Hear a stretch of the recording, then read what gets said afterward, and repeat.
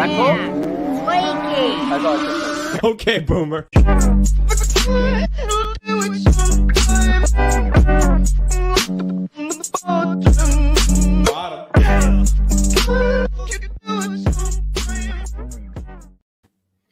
What's up, buddy? What up, dude? So we're short a man tonight. Short of homie. We are short a homie. Mr. Two Star Wars Nerds has some fatherly obligations, whatever that means. I don't know what those are, but that's cool. Yeah, I always figured Star Wars kind of took precedence, but whatever. That's fine. That's cool. We'll forgive him. We'll forgive him this time, but next time, just stick the baby in the crib. You better be here. So yeah, this is going to be a pure salt stream. Apparently, we're going to talk about some stuff that makes some people angry. Maybe I brought my salt stream hat. I did it. I brought my salt stream hat just for you guys. So, yeah, it's sure not a lot of things going on in Star Wars, but there's enough news and Twitter stuff to talk about always. So, yeah, man, let's there's always something going on in Star Wars, no matter what. No matter how hard we try to take a break from it, there's always something going on. Yeah. So up to you. You want to start, or do you want me to start? What do you want to do? No, go ahead. We'll get into other stuff later on. So we can talk about the news, and at this point, it just kind of feels so unsubstantial. I'm not even it's kind of hard to even talk about it. But the Finn series that they're talking about. I had heard in so many interviews from him that he was just done with Star Wars. He's like, you're not going to Disney Plus me. I don't want anything to do with this. And then I think they if this is true, this is any substantiated evidence is yet to come out. They probably threw a bucket of money at his feet. And he's like, yeah, okay. You're not going to Disney Plus me. But I don't know. I just feel like, there's so much Star Wars content coming out. I just don't know that people are really craving. I don't know if enough people are really craving a continuation, or the way it was laid out to me in the article was that it was going to be more of like a prequel to the sequels for Finn's story. So what? He's going to be a janitor over on sanitation duty and getting talked down to by Phasma. Cool. I'm down for it. Let's do it. Yeah, so that was kind of my thought. It was like, I don't really understand it, but I'm interested to hear. I mean, what do you think, man? You excited for this?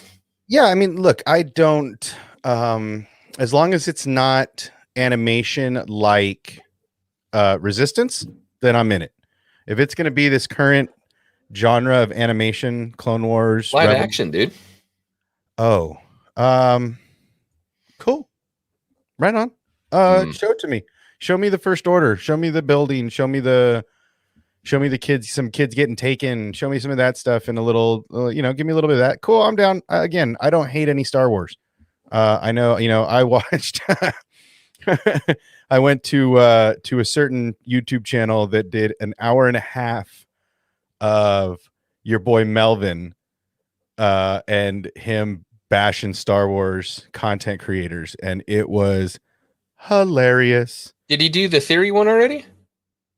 No. This was theory breaking down the Knights. Oh, yeah. An hour and a half, and it was hilarious. Melvin's funny, man.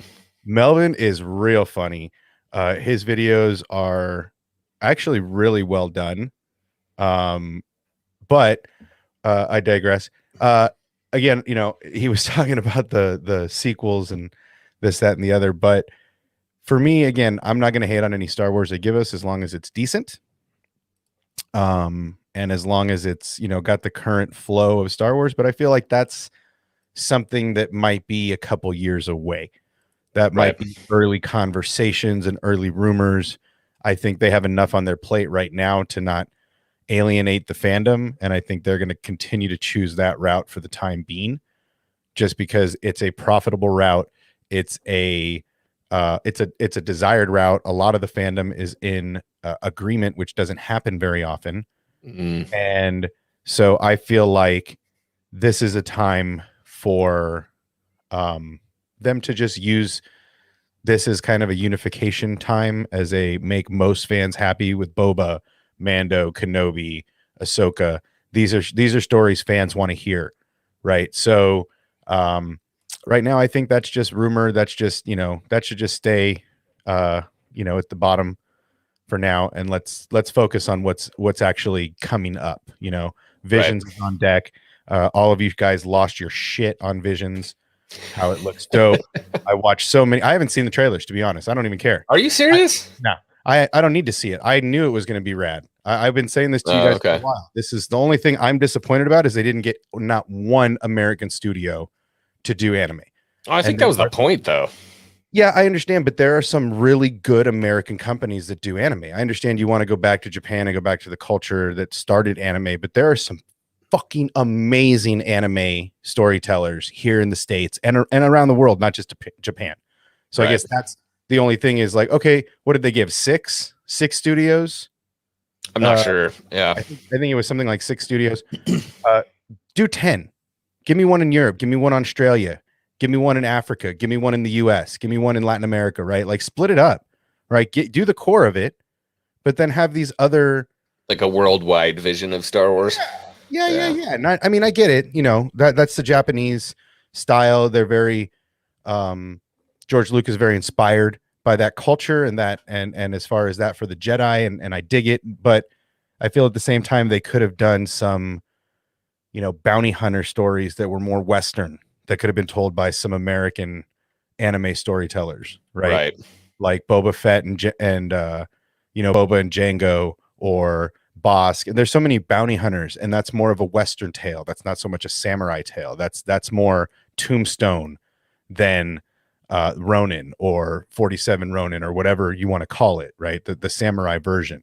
So, and that's what makes, that's something that makes George's storytelling so unique and so great, is that, and this is something I learned a long time ago about the Star Wars movies. There's always 3 things going on at any given time, right? Especially like battles.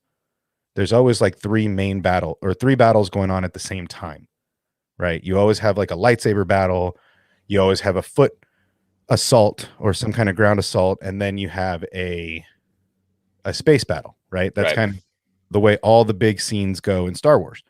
But at the same time, you have 3 different genres mixed into this one movie, and that's the samurai, the Western, and the authoritarian regime, right? So I gotcha. there's always these 3 parts to Star Wars, and I feel like right now with Visions, we're getting that one aspect of Star Wars, right? They're going to tell some cool ass stories, and I'm pumped for it. I don't care what they show me. Anime is dope. But I do think that I wish they would have just given some other studios outside of Japan, some love. That's all. So that's your only qualm with it? Yeah. I guess if you haven't watched the trailer, I guess there's not really a whole lot. I mean, we can really talk about. There's some interesting takes in there. We saw. It doesn't Well, matter. I mean, I'm going to watch it anyway. Yeah. Since I'm not an anime guy, the stuff just looks so weird to me. It almost feels like, and I'm gonna piss some people off here, but it almost feels like sacred ground is just being like, I don't know, like I saw the Boonta Eve, like, the pod racing stadium from Phantom Menace. Yeah. And like some kid jumps 1,000 feet in the air with a guitar and is like, "Are you guys ready?" I'm like, what is that? Yeah, It just doesn't make sense to me. I don't know. I hope I'm totally blown away and super happy with it. But my sensibilities, because I haven't been educated on it, are just like, what is happening? This makes no sense to me. Well, and at the same time, these are off-brand stories. These are knock stories. These are Right. off-canon stories. So they're just meant for entertainment. And just like anything else in Star Wars, you're not going to like everything, right? There's always going to be stuff you don't like, and the fandom always going to have stuff to dislike. So for me, I like, and this is with all Star Wars, I take it for what it is. It's a Star Wars story that I can have some fun with, right? I don't really hate on anything the way that some of the space does. So that's really all I can say about Visions. I'm pumped because it's something Star Wars, right? I mean, I'm watching the Marvel stuff. I watch, I've watched the What If series. That's fantastic.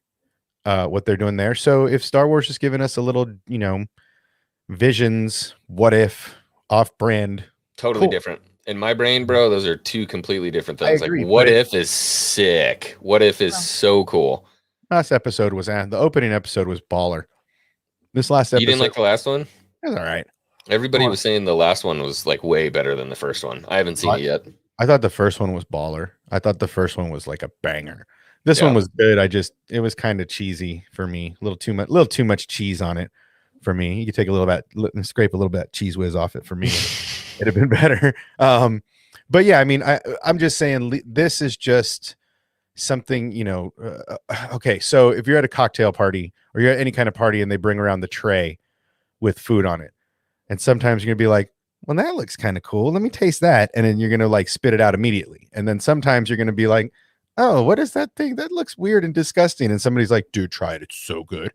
And Yeah. you're like, all right. And you put it in your mouth and you're like, this is fantastic. What is this? And then they tell you and you're like, I never would have picked that up. Right. Yeah. That's Visions to me. It's that's where I'm at too. Yeah. I mean, did you ever watch anime before? Like, did you watch okay. See, like I never watched any. I think somebody brought up one thing that I watched that would have counted for it, and I don't remember what it was.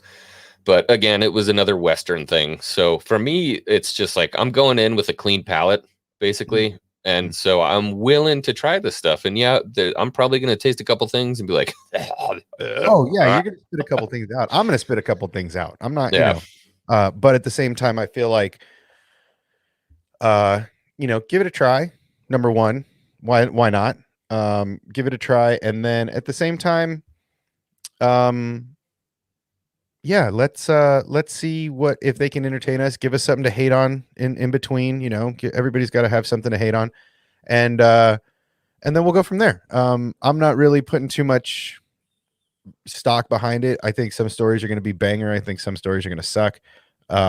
Depending on what you like in anime. Like I really like Dragon Ball, right? Dragon Ball to me is some of the most fun television I've ever watched, right? It's entertaining. I mean, and I was watching Dragon Ball back before they did the English redubs, right? When they were still getting them out of Japan and they were subtitled, right? So like that's when I first got my first taste of Dragon Ball was way back there. But now it's awesome. And it's all,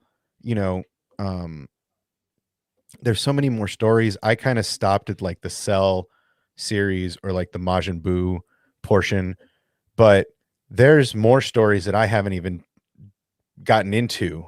I have no idea what you're talking about. So, and so there's stuff like Dragon Ball. There's other anime that I can't name the name of it because I've watched it once or twice and it just never really caught my eye. But yeah, there's so many different genres of anime that it's going to be fun for some, and some are going to be like, next, I'll catch the next week one. And honestly, it's just a prelude to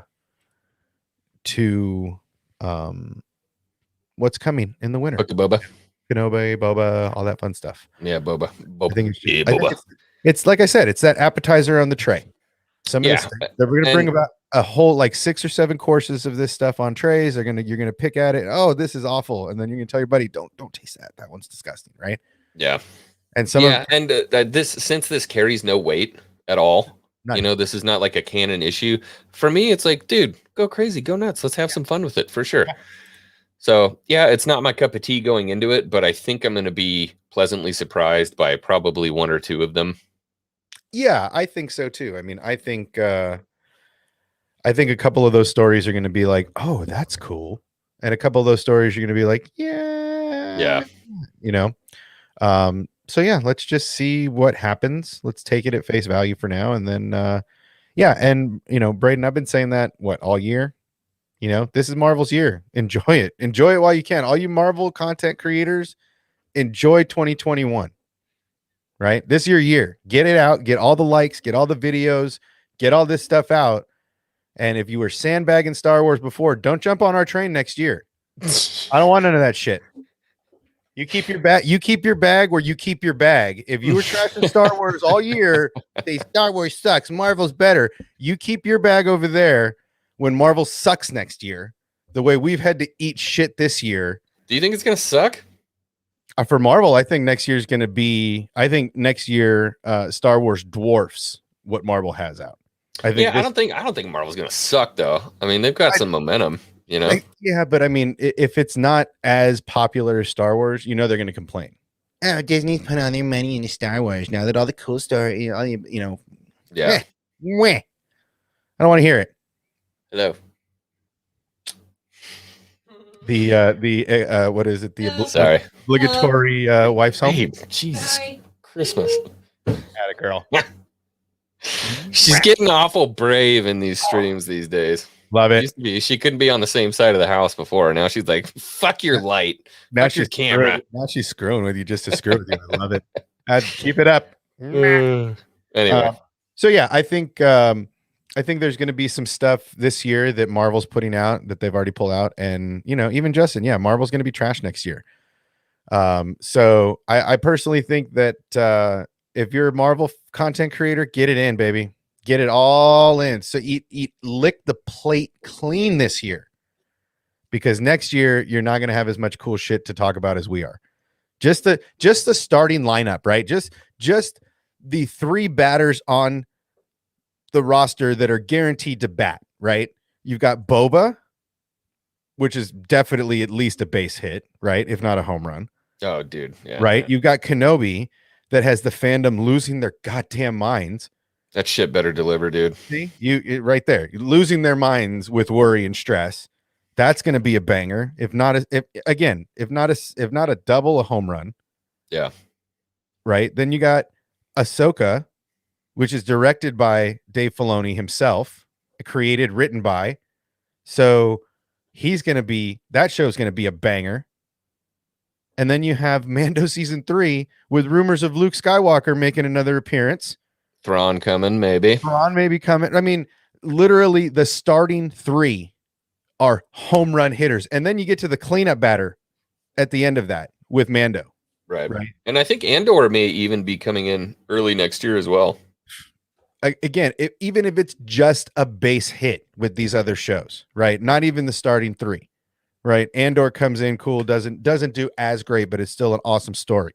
I think Right. it's going to be like Rogue One. People are sleeping on it, and I it's going to agree. be fucking amazing. I think the whole lineup is going to be rad, bro. I Yeah. think the whole lineup's going to be rad. I think the first 5 batters out of the gate are going to be knockouts, right? And so for me, like I said, Marvel content creators, get it all in, because next year you're going to be wishing that you were doing Star Wars content, because there's going to be so many likes and so many clicks and so many dope videos. We're all going to have a heyday. Everybody's going to have a different perspective. I might have to give up money. It's going to be a fun year, baby. Just fucking watch parties everywhere. Oh, Everybody's gonna be like, come to my watch party. I'll give you a fucking Corvette. Come watch my watch party. And that I think that's going to be it next year. I think the bigger creators are going to do their stuff the way they've always done it. And I think we're going to have our group streams, us little guys, and we're just going to keep on doing what we're doing. So I'm pumped about next year. Thanks, Braden, for getting me on my high horse about next year. But I think 2020 is going to be a banger. I think it's going to, we may get another season of Bad Batch next year. I mean, dude, next year is going to be outright ridiculous. And Timothy brings up a good point too. Like, everybody's kind of sleeping on Andor. But I mean, you got to think about, like, in the beginning of Rogue One, that guy just ices a dude in an alley. Like, his character is already established as kind of like a bad dude who's willing to do anything. And he says it 1,000 times. He's like, I've done horrible things for this rebellion. I mean, show me them. I mean, he has done horrible things for the rebellion. I will put that out. He admits that outright. Good on him. But at the same time, I would like to see him start off as a good guy or something like that, and slowly, like the good guy the good guy with great intentions that does bad things. Yeah. Right. The John McClane, so to speak. Yeah, right? There you go. Yeah. If I see like it be something like John McClane, I'm gonna love that shit. I think there will be 5-star. We'll go back up to Braden. 5-star Wars shows in 2022, and Ahsoka isn't one of them. Yeah, she I think that's slated for 23. Yeah, we'll see. Maybe end of 22. We'll see. I mean, like I said, next year's going to be a banger. And if they drag that shit into 23 and keep the train rolling with Bad Batch or whatever is coming, yeah, just bring Yeah, it. it's gonna be ridiculous. Andor gonna be one long first person experience of Ewok on. It's Andor, Andrew. That's my friend. I'm pretty sure he's trolling or he's drunk. One of the two. Either way, it works for me. So yes, you. Yeah, Endor going to be. So yeah, I mean, I think, and there's a lot to be said about, you know, I'm kind of not sad that Rangers is not happening. I mean, I We don't know know it's that though, dude. It was shelved. It wasn't like put away. It was right. shelved, and It was shelved. there's been rumors that it might be coming back. So Yeah, I mean, it's going to be a Harrison Dula show. If it is, it's not. yeah, You're not going to have any Gina Carano or any of that, any of those kind of people. bring So Gina back.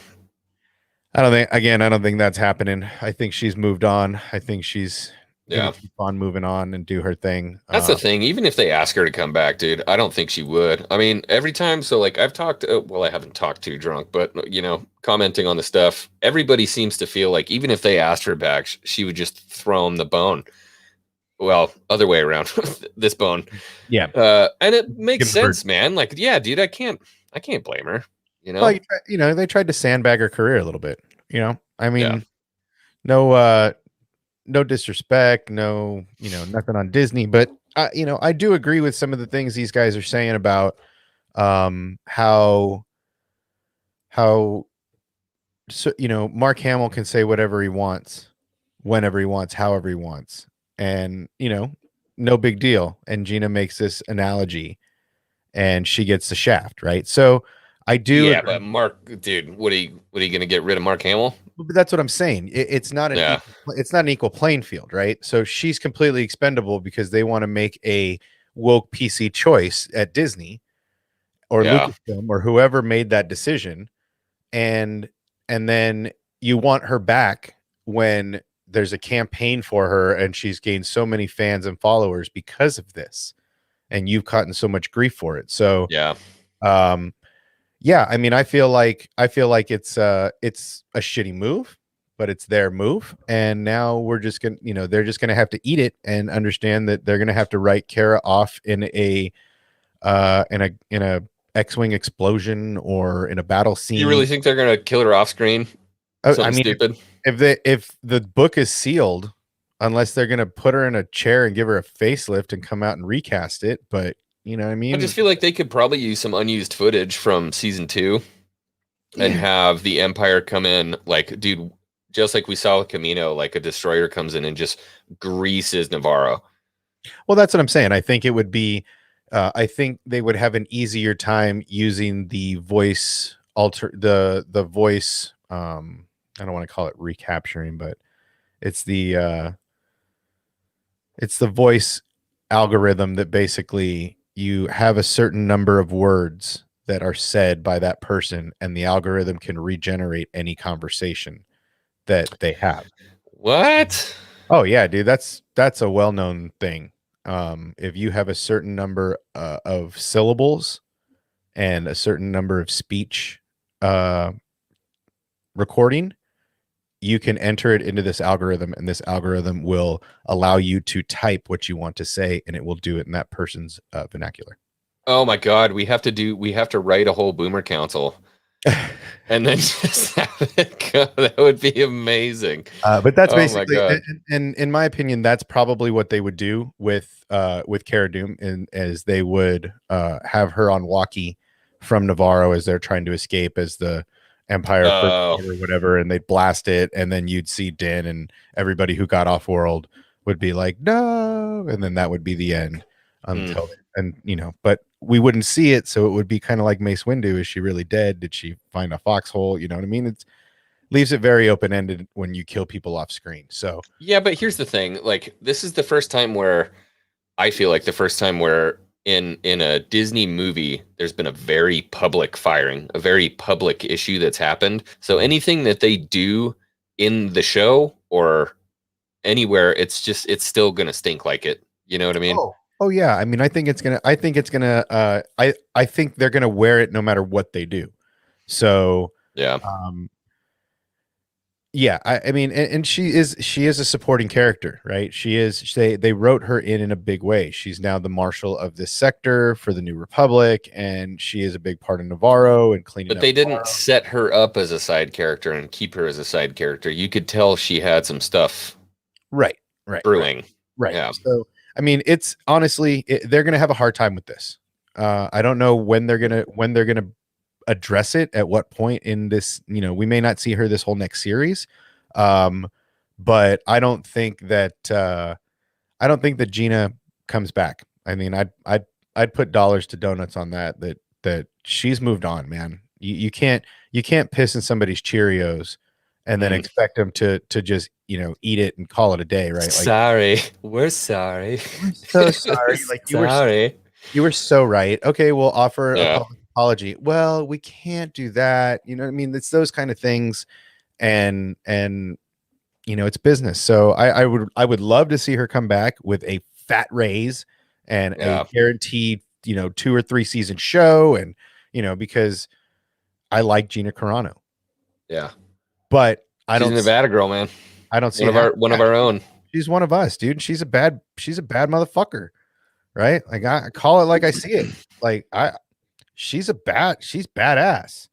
So great, um, a great person. I don't agree with everything about everybody. There's always going to be things we all disagree on, um, morally, ethically, politically, um, down to diet if you really want to start conversations with people. But I agree with her message, and I agree with her as a human being, and I like what she stands for. So, I hope that she sticks her ground and that her next movie is just a fucking banger and a heavy hitter, and that she Yeah. gets big offers to come do leading roles. And if that's what she even wants, who knows? But yeah, I hope her next movie is a banger, because it would be a nice Middle finger. not even that. It'd be so good for her self-respect and Yeah. for her. Like, forget them. Like, that's like the ex-girlfriend. Peace out. Have a good life later. Yeah. Um, moving forward, I just hope for her sake. I don't care about the people. I hope she had a great experience on set. I hope she had a great experience with the production and with the movie makers and the director and all that good stuff. But I hope she continues to do bigger stuff. That's all. So, Yeah. um, yeah, I mean, there's, yeah, I mean, everybody says stuff. This is why I kind of don't really get into the politics of stuff in this, aside from Star Wars Yeah. politics, because Shouldn't have an issue. It should not uh, be an issue here in this I don't, universe, man. I don't, I don't care. Well, again, and this is my philosophy. I don't care what your perspective is on most anything, as long as you're decent to me and not a total piece of garbage in my presence. Then we're gonna have a great day. So, yeah, I like good people. So that's Yeah. it.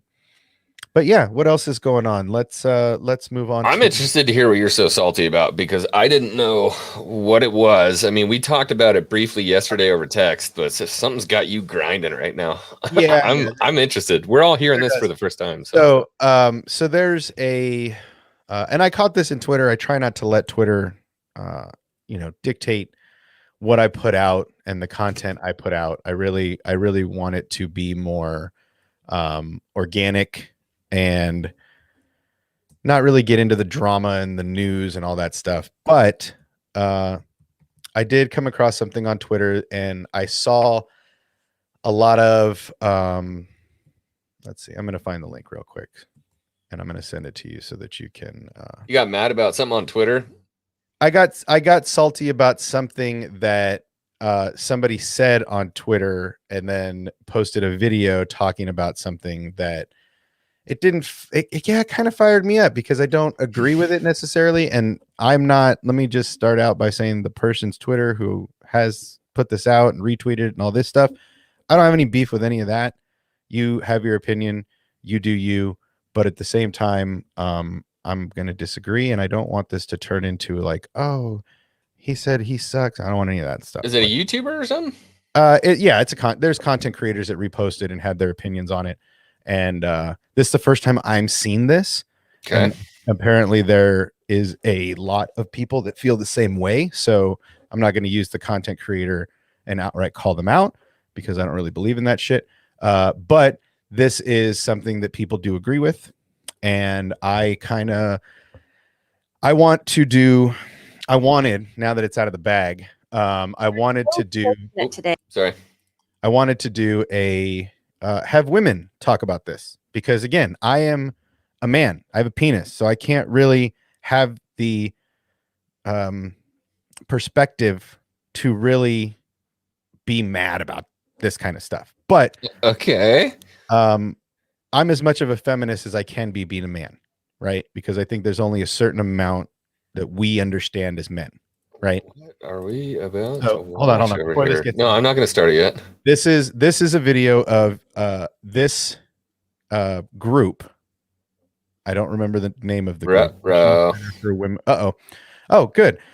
Cool. I hope I'm not being a dick about this, but this fired me up because I love my mama, and my mama taught me to like women and respect them and want them to do well. So this is at the National Center for Women's and Information Technology convention, and they had Dave Filoni come on and give a speech.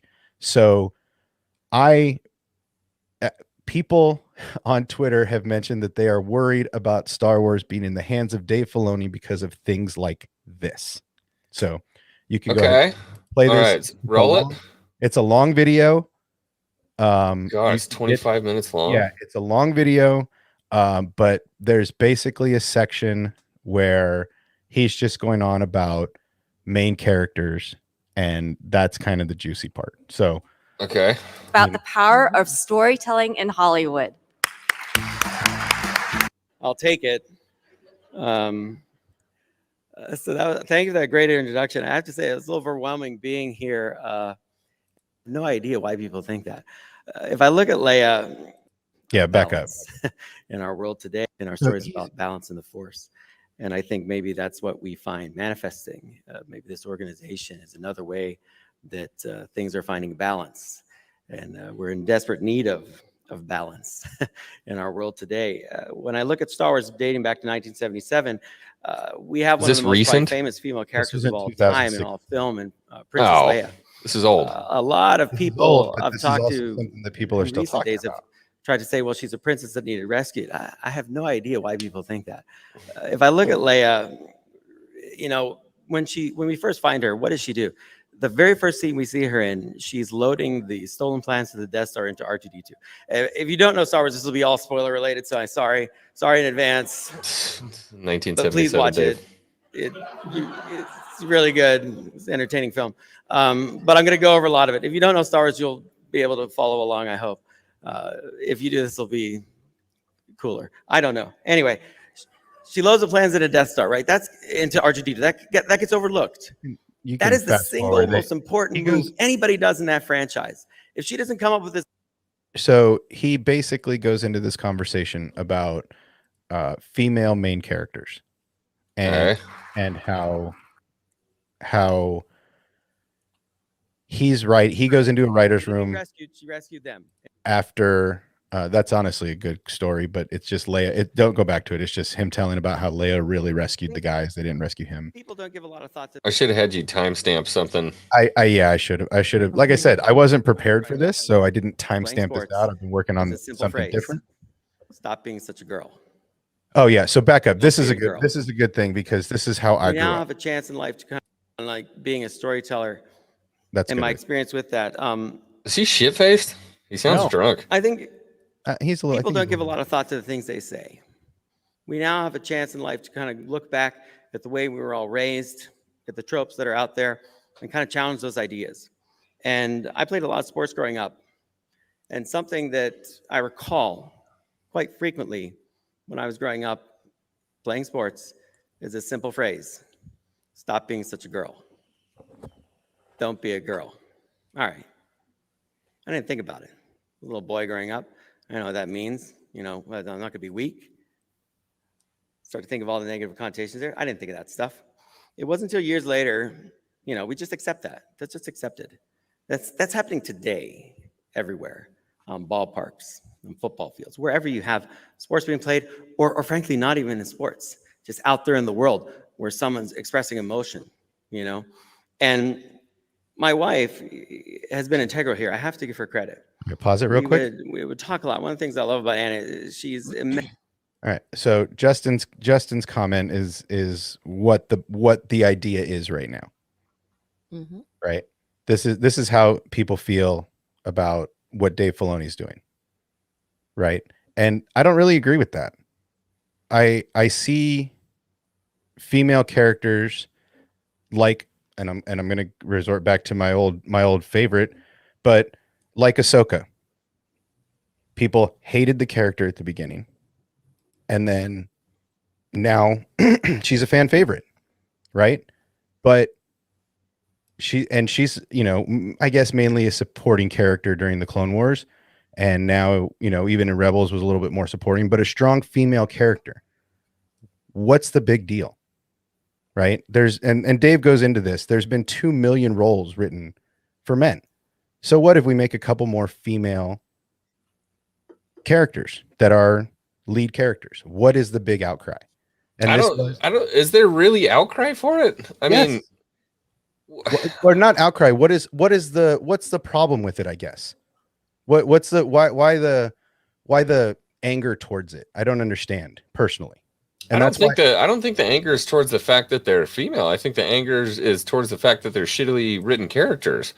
Well, but I mean, you're talking about. No, go ahead, please. I want a female perspective on this because I don't want to feel the way I feel without a female perspective. Because I've talked to the females in my circle about this video, and that's kind of why I'm a little irritated. Yeah, no. Actually, I don't really agree with him. Because I always heard that growing up too, when the boys would fall or something would happen to them on the baseball or football field. Hey, stop crying like a little girl. Or I even did that with my kids. My son, I should say, my son growing up, he'd fall down and I'd tell him to suck it up and get up and stop acting like a little girl. Or sometimes I would tell him stop acting like a little bitch. Right. That's where it's evolved to. And when we were kids, we didn't say that. We quit being, we would be told quit being a girl or a sissy or something like that. Right. Mm-hmm. And that's not necessarily the part I'm disagreeing with. I guess the part that I'm disagreeing with is because the man wants to write female driven characters that are powerful in Star Wars, that makes him a feminist. That makes him too feminist. Right. No, that we worry about where Star Wars is going in his hands because he's too much of a feminist. I don't think he's that much of a feminist at all. I think he was playing to his audience. Well, of course, you're right. Wanted to hear. You're writing speeches, but I genuinely believe the stuff he was saying about, about writing female characters and what's the harm in writing more, right? So going into a writer's room and him saying, cool, let's write another female lead, and them saying, well, we just did that. Cool, do it again. What's the big deal doing it twice in a row? And that was when they came out with Rey, and I'm gonna mess up her name from Rogue One. Jyn Erso. Yes. Jyn. That's right. So these were the two. This was right about that time when those two lead female characters came out, and so, like I said, I caught this tweet, and I was like, are people really worried about Dave Filoni leading the franchise because of this kind of stuff? So I guess maybe I'm just like the odd man out because I try to stay out of this stuff like so much because I'm going to say something that might trigger some people. I'm probably one of the largest feminists out there, but I'm a feminist for the right kind of women. I'll say it again. My mother, she's about 5'2". She would kick the shit out of anybody that's in this chat right now. Anybody. You give my mother a chancla? Oh my god! Yeah, and you got a Latina mom. She beat the shit out of anybody. Yeah, you can ninja star those things across the room through a little 3-inch window. Like, yeah, right? No, don't mess with them. And so, like that kind of strong feminism, like being feminine and being a strong feminine woman, that's the kind of feminism that I'm for. And I feel like it's gotten twisted control. to this point. Yeah, it's gotten twisted so hard that yeah, I don't know. It's like they're basically trying to adapt to like a masculine like demeanor almost, or something. Yeah, it's almost like they're trying to get rid of femininity altogether. Yeah. And Well, make okay. It's not good women enough to be a woman. masculine.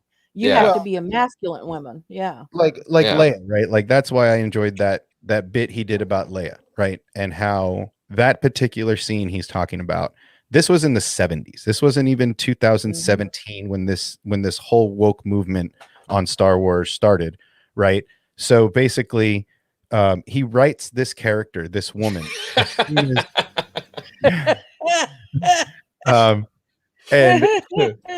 And as soon as Luke comes in, she's like, well, doesn't even say, oh, you're here to rescue me. She says, you're a little short to be a stormtrooper, right? And then he's like, oh, he takes off his helmet. I'm Luke Skywalker. I'm here to rescue you. She's like, who the fuck is Luke Skywalker? Right? She's not sitting there like pacing. She's lounging like she's at the beach, right? So she's not worried. Then she talks to Vader and basically after she just got done with like a 4-hour-long torture session, session. Yeah. Right. And then right after she right before this, she tells Vader, basically, piss off. Who are you? Like, I expected you to be here, and just spitting in his face, basically. And then she sees Tarkin and she's like, oh, I should have known you were holding his leash. Like, she has total disdain for these men, right? She's a bad bitch then in the 70s. And so they want to make more characters like her because the women and the men that grew up liking that powerful character that was Leia wrote more characters like Leia, right? What is the problem with that in Star Wars? I don't think anybody has a problem with anybody writing a strong female character for being a strong woman. But that's the course of that video, is that he's saying, so what? I want to do more lead women roles. So what? Right. And this is the outcry that he's part of the woke Disney movement that is over feminizing and changing, basically like we were talking about that idiot writer a couple boomers ago. Right. Leslie Headland. Right. I don't think that's what Dave Filoni's doing. Right. Yeah, I don't either. Dave Filoni's taking that route. I think he was talking to an audience and he was telling personal stories about his mom and all of this stuff to a crowd of mainly women, probably because it was a women's convention. But at the same time, if he believes all of those things, I'm not worried about him leading the Star Wars franchise because of the stuff he said there. I'm not. Yeah, no, I'm not worried about it either. I have full faith in Dave Filoni. It's funny because Daryl and I were actually talking about this earlier. I have full faith in him because his track record shows that we should all have faith in him. Dude, his track records gives no indication that he is going to go off and derail everything. And when has Dave Filoni ever presented himself as some kind of woke simp? Never. Right? The dude rocks a cowboy hat around on set every day and is literally handing out stories. Which drives me nuts, by the way. You don't wear your hat inside. No, you don't. See, and I know, look, Justin, if you want to come in and chat about this, I invite you in because I know you're on the other side of this coin. But I'm honestly like, Dave Filoni's priorities are not to bring this into a woke movement for Disney. He doesn't work for Disney. He works for Lucasfilms. Lucasfilms may be owned by Disney, but they have two different board of directors, right? So he's doing him. If Disney is doing their woke thing on their side of things, cool story. Do you? But I don't think Dave is leading Star Wars into this woke feminism and changing the way that we view these characters and the way these characters are written. I don't feel that way at all, man. Right. And so, like I said, I didn't want to go on Twitter and just be like, this is stupid and you suck. Right. Because I'm not trying to present that energy, but this really kind of pissed me off because I'm a huge Dave and I'm a huge John fan. and a huge George Lucas fan. And I honestly think this is the trifecta. You can add Rob Rodriguez into that mix if you want, but I think this is the trifecta that leads us over the next 5 years. Right. And so my this is why I think the outrage is fake. What's the best Disney Star Wars movie that we've had? Rogue One. 100%. Right. Who's the main character? Exactly. Did we hear a bunch of stuff about like, oh no, there's a female lead in a Star Wars movie? Like, no, she was bad as fuck. She was bad as fuck. She was feminine and she was bad as fuck. And we loved her. Yeah. It's the writing. It's all about the writing. But to your point, Obsession, to your point too, everybody has to remember that Dave Filoni was George Lucas's right-hand man writing the Clone Wars. George Lucas taught Dave Filoni everything. Well, damn near everything that he knows about Star Wars before he even got that job. I don't know if any of y'all have ever seen him interviewed talking about how he got hired at Lucasfilm, but every time I see it, even if it's with a different interviewer, he's like a kid in a candy store telling the story. He was a fan before, and then he learned from the master, and now he's taken the reins. I have no doubt he is going to take us where we need to go, along with Favreau, and he is not going to do the same thing that Kathleen Kennedy did. He is not going to stab George Lucas in the back. It's not going to happen. No, and I just don't see. I mean, look, man, this is Jon Favreau, who has probably fought the fight on social justice. Thank you. And look who we had an argument about that. And look who the other day was. And look who was at Disney at Lucasfilm during this time. Jon Favreau was there when this stuff was being made, because he was making Rebels, he was making Ahsoka, he was making Sabine Wren, he was making all these characters, all these female Harrison Dula, right? Like, he's making all these female characters that we love, but yet he's some way too much of a feminist to lead Star Wars into the next phase. Basically, I got to use the little men's room. I'll be right back. So, what up, dude? Hello, Justin. Hello. Hello. Hey, there you are. We hear you. Hello there. Oh, see, everybody else. Hold on. Everybody else has got theirs on, so I'm gonna make sure mine's on. What up, Dow? Did you just get done working out? I know this is usually your workout time. You got to keep that body tight. You look good. Yeah, I'm all sweaty. I cannot turn my camera on right now. But yeah, this always happens on Thursday nights. Right about now, we somehow get into your work. Do you run to us? Do we motivate you? Like, you're like, God damn those guys! I got to get home faster. Yeah, I gotta get Sometimes there. I listen while I'm working out. So what's like I said, I don't want to misunderstand the argument. And you weren't even I don't even think it was you on Twitter that posted this. I don't even know who posted it. No, it wasn't me. But it kind of for sure tweaked a little nerve with me. And it's and, maybe I'm a little defensive of Dave Filoni because he's my guy. Ever since The Last Airbender, right? I love that series. So great series. I'm a big fan of Dave Filoni since way back in the day. I've heard the story of him getting interviewed, how he thought it was his buddies joking, and pulling a trick on him, and then him, basically like geeking out after he realized it was real, and that whole thing. So I totally get it, but and it wasn't even this convention, this speech that really got me, dialed up. It was more the comments on Twitter about, this is why I'm worried about Dave Filoni taking over. And that's why I'm like, well, explain that shit to me, because he's written some, banger male characters, but he's written all of the banger female characters except Leia. Yeah. Yeah, I agree. And I think that, well, I can't really speak for everyone, because I'm sure there are people out there that really just don't like strong female characters. I know that for a fact, that there are some people out there that, yeah.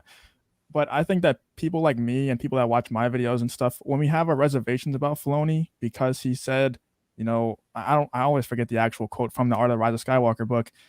Whenever you start getting into that matriarchy stuff, it rubs us the wrong way, because that's not what we want to be thinking about when we're watching Star Wars, when we're trying to escape the real world politics and stuff like that. Obviously, there's politics in Star Wars, but when it comes to Filoni, like I said in the chat, I 100% think that he's putting the storytelling over the politics. I don't think he's putting his feminist beliefs over the storytelling. I don't think that at all.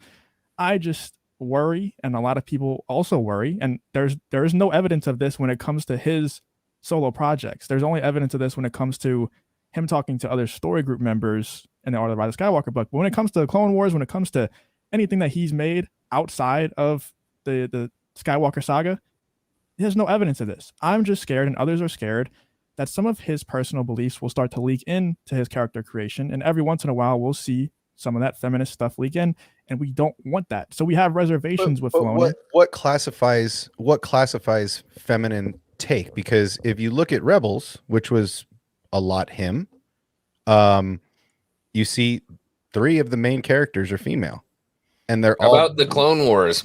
I don't think having female characters makes it a feminist show. Well, okay, so Sabine has a definite, and I guess Bo-Katan did also. Certain female Mandalorians had a more curvaceous, tighter armor, let's say. Because this was some outrage when Mandalorian came out. I didn't even look and think about it until after they said it. But the boob armor, yeah, right.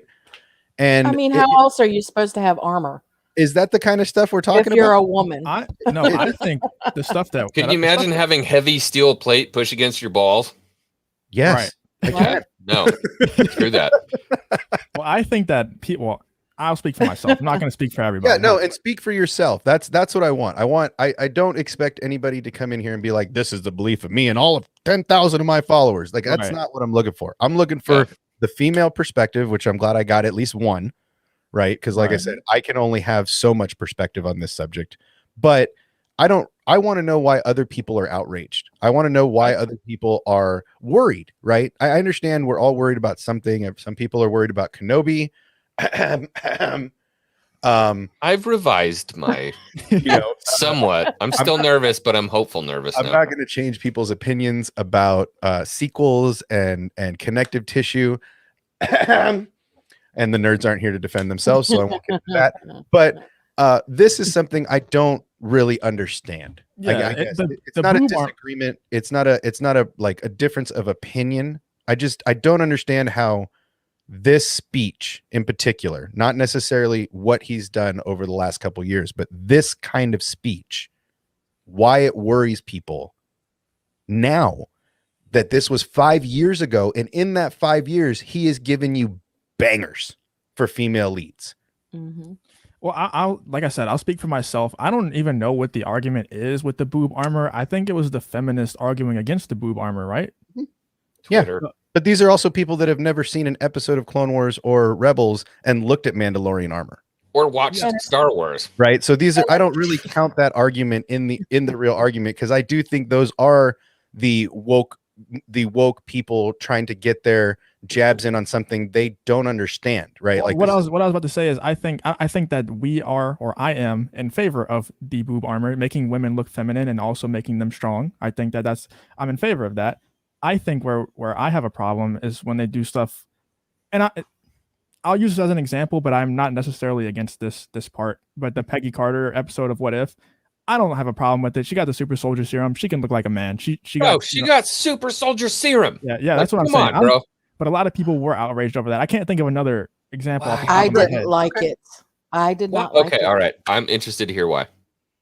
Well, hold on. Let me finish. Justin, finish your thing, because we'll dive down that rabbit hole. Hold that thought though, because I'm interested in hearing that also. But Justin, yeah, give me the full sauce, man. I really want to understand this, because I don't personally get it, because this guy has not, over the last 5 years since this speech happened, this guy has done nothing woke at all towards Star Wars. Right. Yeah, but it's not even just like a Star Wars thing. This is a pop culture. This is, I mean, especially Disney has done it a lot with Marvel. Right, but this is Lucas. This isn't Marvel, right? This isn't Disney. This is Lucas. They're two different boards. They're actually three different boards. There's a board at Marvel, there's a board at Disney, and there's a board at Lucas. So they're three different boards. Now, granted, the two smaller boards report to the big board at Disney when things go awry, but at the same time, The people at Lucasfilms are making these decisions. The Igers and the other Bob are not making these decisions. They're only getting involved when things go poorly, like the Gina Carano situation or the Kathleen Kennedy situation or things like that. They're not getting involved. So this is a Lucasfilm issue. So I don't want Marvel and Disney brought into this conversation. Yeah, but I understand, but I was just trying to make a point. Well, okay, I'll use this example then. You know how people are worried about the Kenobi series because they have PTSD from the sequels? It's kind of the same thing. We have PTSD. Wait. I don't. Oh, from the sequels. I thought you meant. Okay. We have PTSD from the rest of pop culture getting injected with these agendas, and it hasn't happened with Filoni yet. But since he has the background, since he's on record saying stuff about the patriarchy, matriarchy, even though he hasn't let it come into his content yet at all, I will give you that he doesn't have a track record of putting it into his content. We just have small reservations. That's all. I'm a fan of Filoni. I've loved pretty much everything that he's done so far, but it's just small reservations. That's all. We're not ready to knight him as the chosen one yet. I don't write. I don't see any of that. I see the man loves his mama and loved characters like Leia.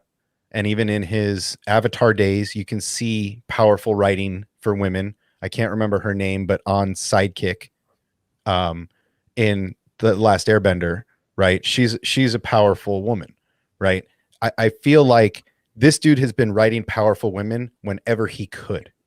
And this isn't something new for him. This is just something that the anti-social justice warriors, let's call them, get spun up about because holy crap, you let Star Wars write Rey and then you wrote Rogue One, and that's a powerful woman. And now we're going to see Ahsoka lead a show. Are they going to have a shit fit when that happens too? I guess that's my point is no, because everybody likes a well-written character. Right. Mm-hmm. So what is the problem with this guy saying, I want to write more powerful women, and then they're written properly? Well, because it should just be, I want to write more good characters. It shouldn't have a gender to it. Why not?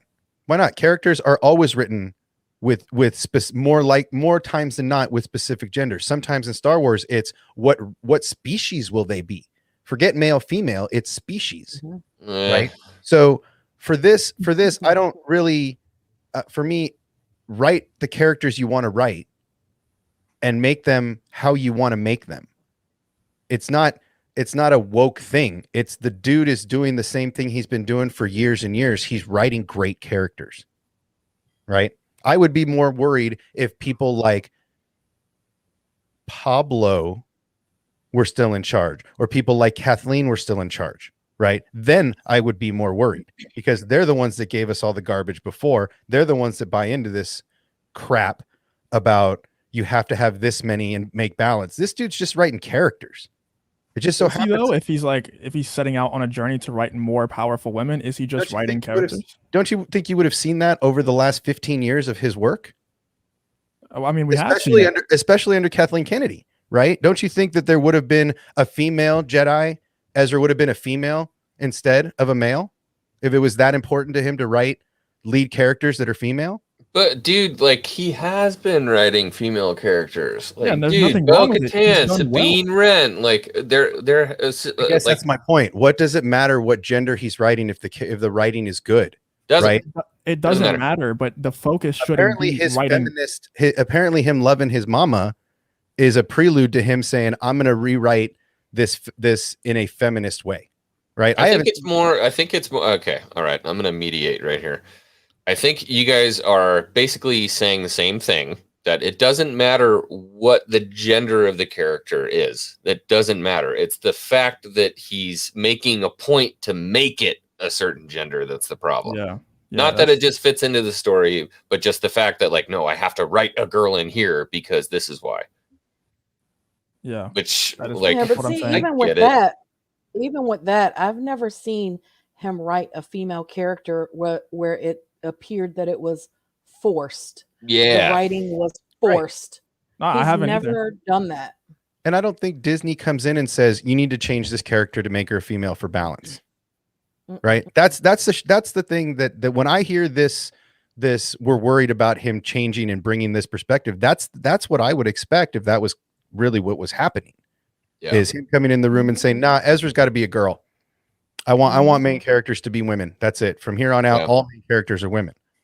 right? But he's not doing that. He wrote Kanan and Ezra as men, right? And then he comes in and they write Mando as a bad mother, right? And then they bring in female characters that are still pretty awesome, like Bo and Ahsoka, but it's still, he's the main character. Boba's the main character. Kenobi's the main character. I wanted to touch on this too, because Phil put one in, like, wasn't Dave on the set of Rise of Skywalker and didn't he give input? Yeah, I can almost guarantee pretty much all of the scenes that he had input in didn't make it into the movie. Yeah. Like, I can almost guarantee you there were 12 Force ghosts behind Rey, and Anakin was talking to her, and Vader was talking to her, because look at the end of the seasons of the stuff that he writes. Those impactful characters are always there. All right, hold on. So, what is it? Voileness? Is that how I'm saying that? Am I saying that correct? It's Voileness. He's Voileness? in Discord. Okay, so that that Disney is kind of pushing a no male leads. How? I just named 5 male leads that are coming out this year, right? Mando, Boba, Kenobi, Andor, right? There's 4. But what are the new characters that they're Batch. creating though? Right? Like every one of these characters is the main character is male, right? And you have one show that has a female lead, right? So I don't agree with that they're going to put Disney might be in the stuff they're doing, right? With all the stuff they're doing, Cruella, Mulan, all that stuff. If they're creating, but that is not bleeding over to Lucasfilm, especially with Filoni behind the helm. Before the transfer last year, when Kathleen and Pablo were involved, abso-fucking-lutely, right? 100%. The female, probably they were trying to push more female leads, but since Dave has taken over, I've seen that grind to a halt and just writing stories about good characters. So I think this argument was, and I'm going to say this in my Valley Girl voice, this was so 5 years ago. The fuck? I mean, you're not wrong. Yeah. Yeah, it really was. That's all I'm saying. This argument, this worry was so 5 years ago. Like, let's go to the mall and let's grab a Slurpee and be over this shit. Because that's how I genuinely feel. Like this is an argument long past. The same argument that you guys are having about how Kenobi, you're worried about Kenobi. In 6 months, you are not going to have that worry anymore. You're going to be living on a cloud saying, damn, Obsession was right. And Glory brings up a good point here. He's only made women equally important. They aren't throwaways. I mean, that's always been the attitude of Star Wars. Always. It's always like the female counterpoint, the 2 leads, the male and the female, they're always, with the exception of Luke, obviously being the chosen one in the Force. But that could have been Leia. That was a choice by Yoda and Ben and Organa that made that choice. That could have been. And that's why my shirts are so important. My lightsaber Leia. That could have been. Plug the hell out of it. You're the one told me to sell my. Hey, dude, market, bro. Market. So but that's the point. Is those guys made that decision about who was going where and who was going to be the chosen one later, right? So, for me, this is an argument that's old. Again, this Dave should have proven himself by now. I did, right? And if you don't know me by now, then you ain't ever gonna know me. That's how I feel. That's how Dave should feel after 5 years since that speech. If you don't know me by now, you ain't ever going to know me. So I hope that in the next year, he proves himself to you guys and shows you, like he's shown me this whole time who he is. That shouldn't have to prove anything, bro. I agree. He already did it. Yeah. No, he shouldn't. It still does if this tweet happened yesterday. Right. These are tweets that happened yesterday. So they're obviously, this is still a worry and a point of contention for some people. Right. That's why I emailed Kat. I talked to Mrs. Nerds, Darth Arlene. If I'd have had your info, I'd have reached out to you. I have literally reached out to every female YouTuber I have access to try to get a female perspective on this, because I didn't want to be the only one coming out here being, I'm outraged and I have a penis. Right. Because that's how I think guys come out here and get woke on that without having a female perspective, right?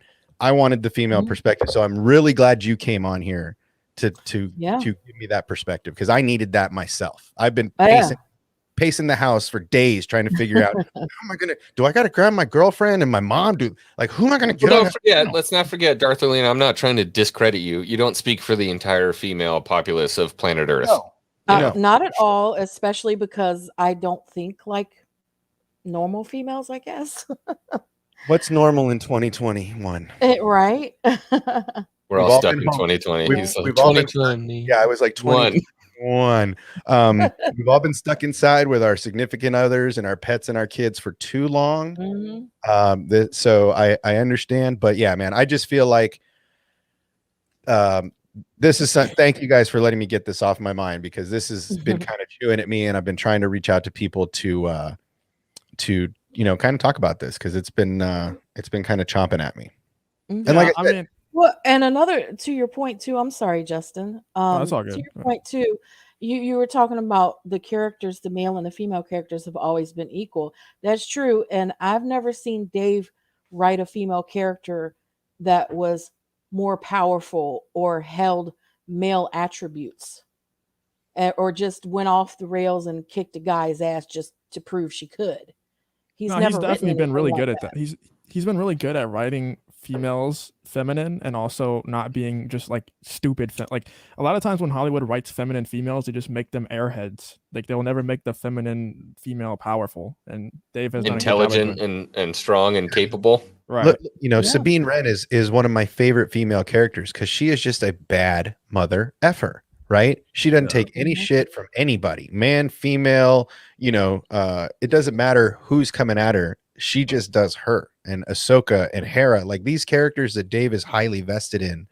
For me, this is why I'm more confident now in Star Wars than I was even 2 years ago, because Dave's at the helm, right? This is what I've been barking for. This is what I've been wanting. Mhm. Get rid of Pablo. Even if he's not off the payroll yet, get him out of main story, right? Get him off the main stuff. Put him on something else. And Kathleen is now moved up to probably a board seat or something like that pretty soon. She's going to be out completely eventually. So really, with Dave behind the helm and bringing in a master like Jon Favreau, that every time people say you can't do something, and that's probably something they told him, you can't fix Star Wars. Cool, bro. Hold my beer.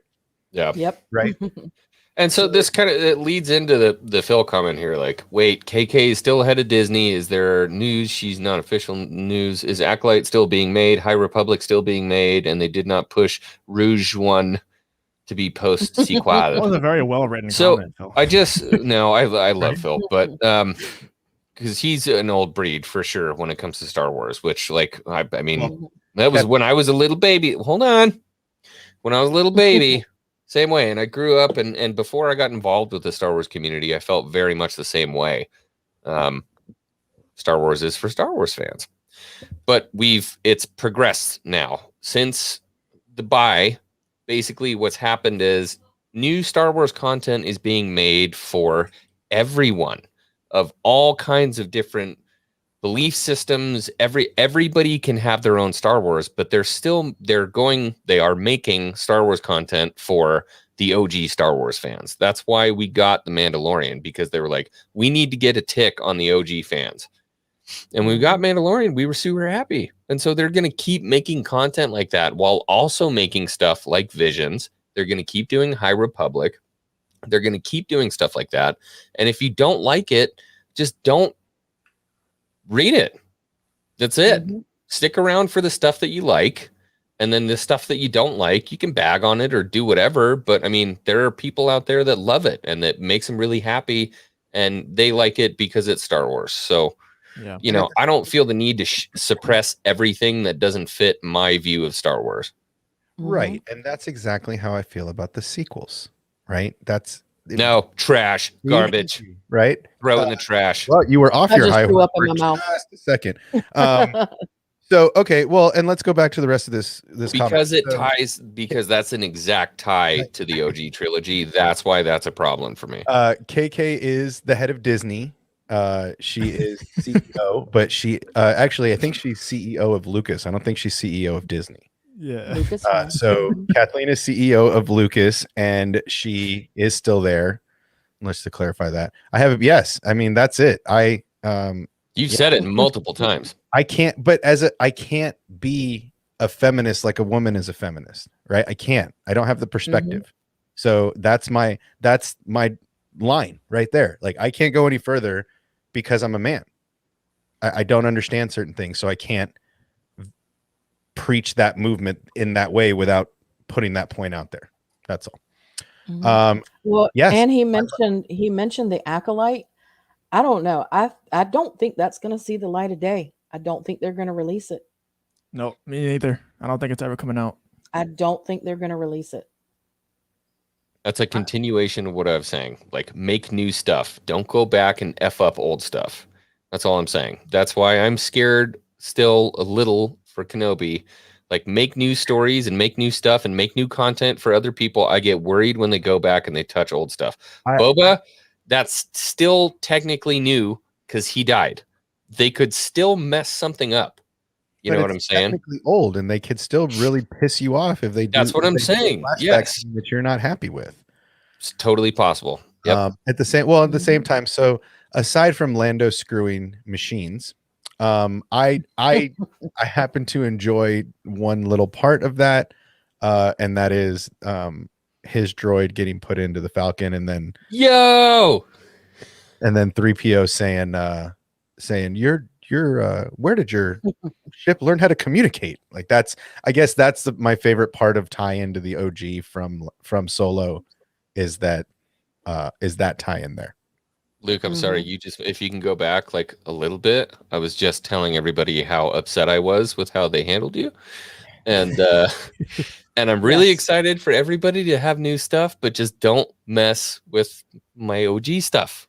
Just don't mess with that. Make new stories. I'm stoked for everybody to have Star Wars. But so let's transition. What is I heard a rumor that somebody's stream got taken down for saying fire spray. Is that the new N-word here?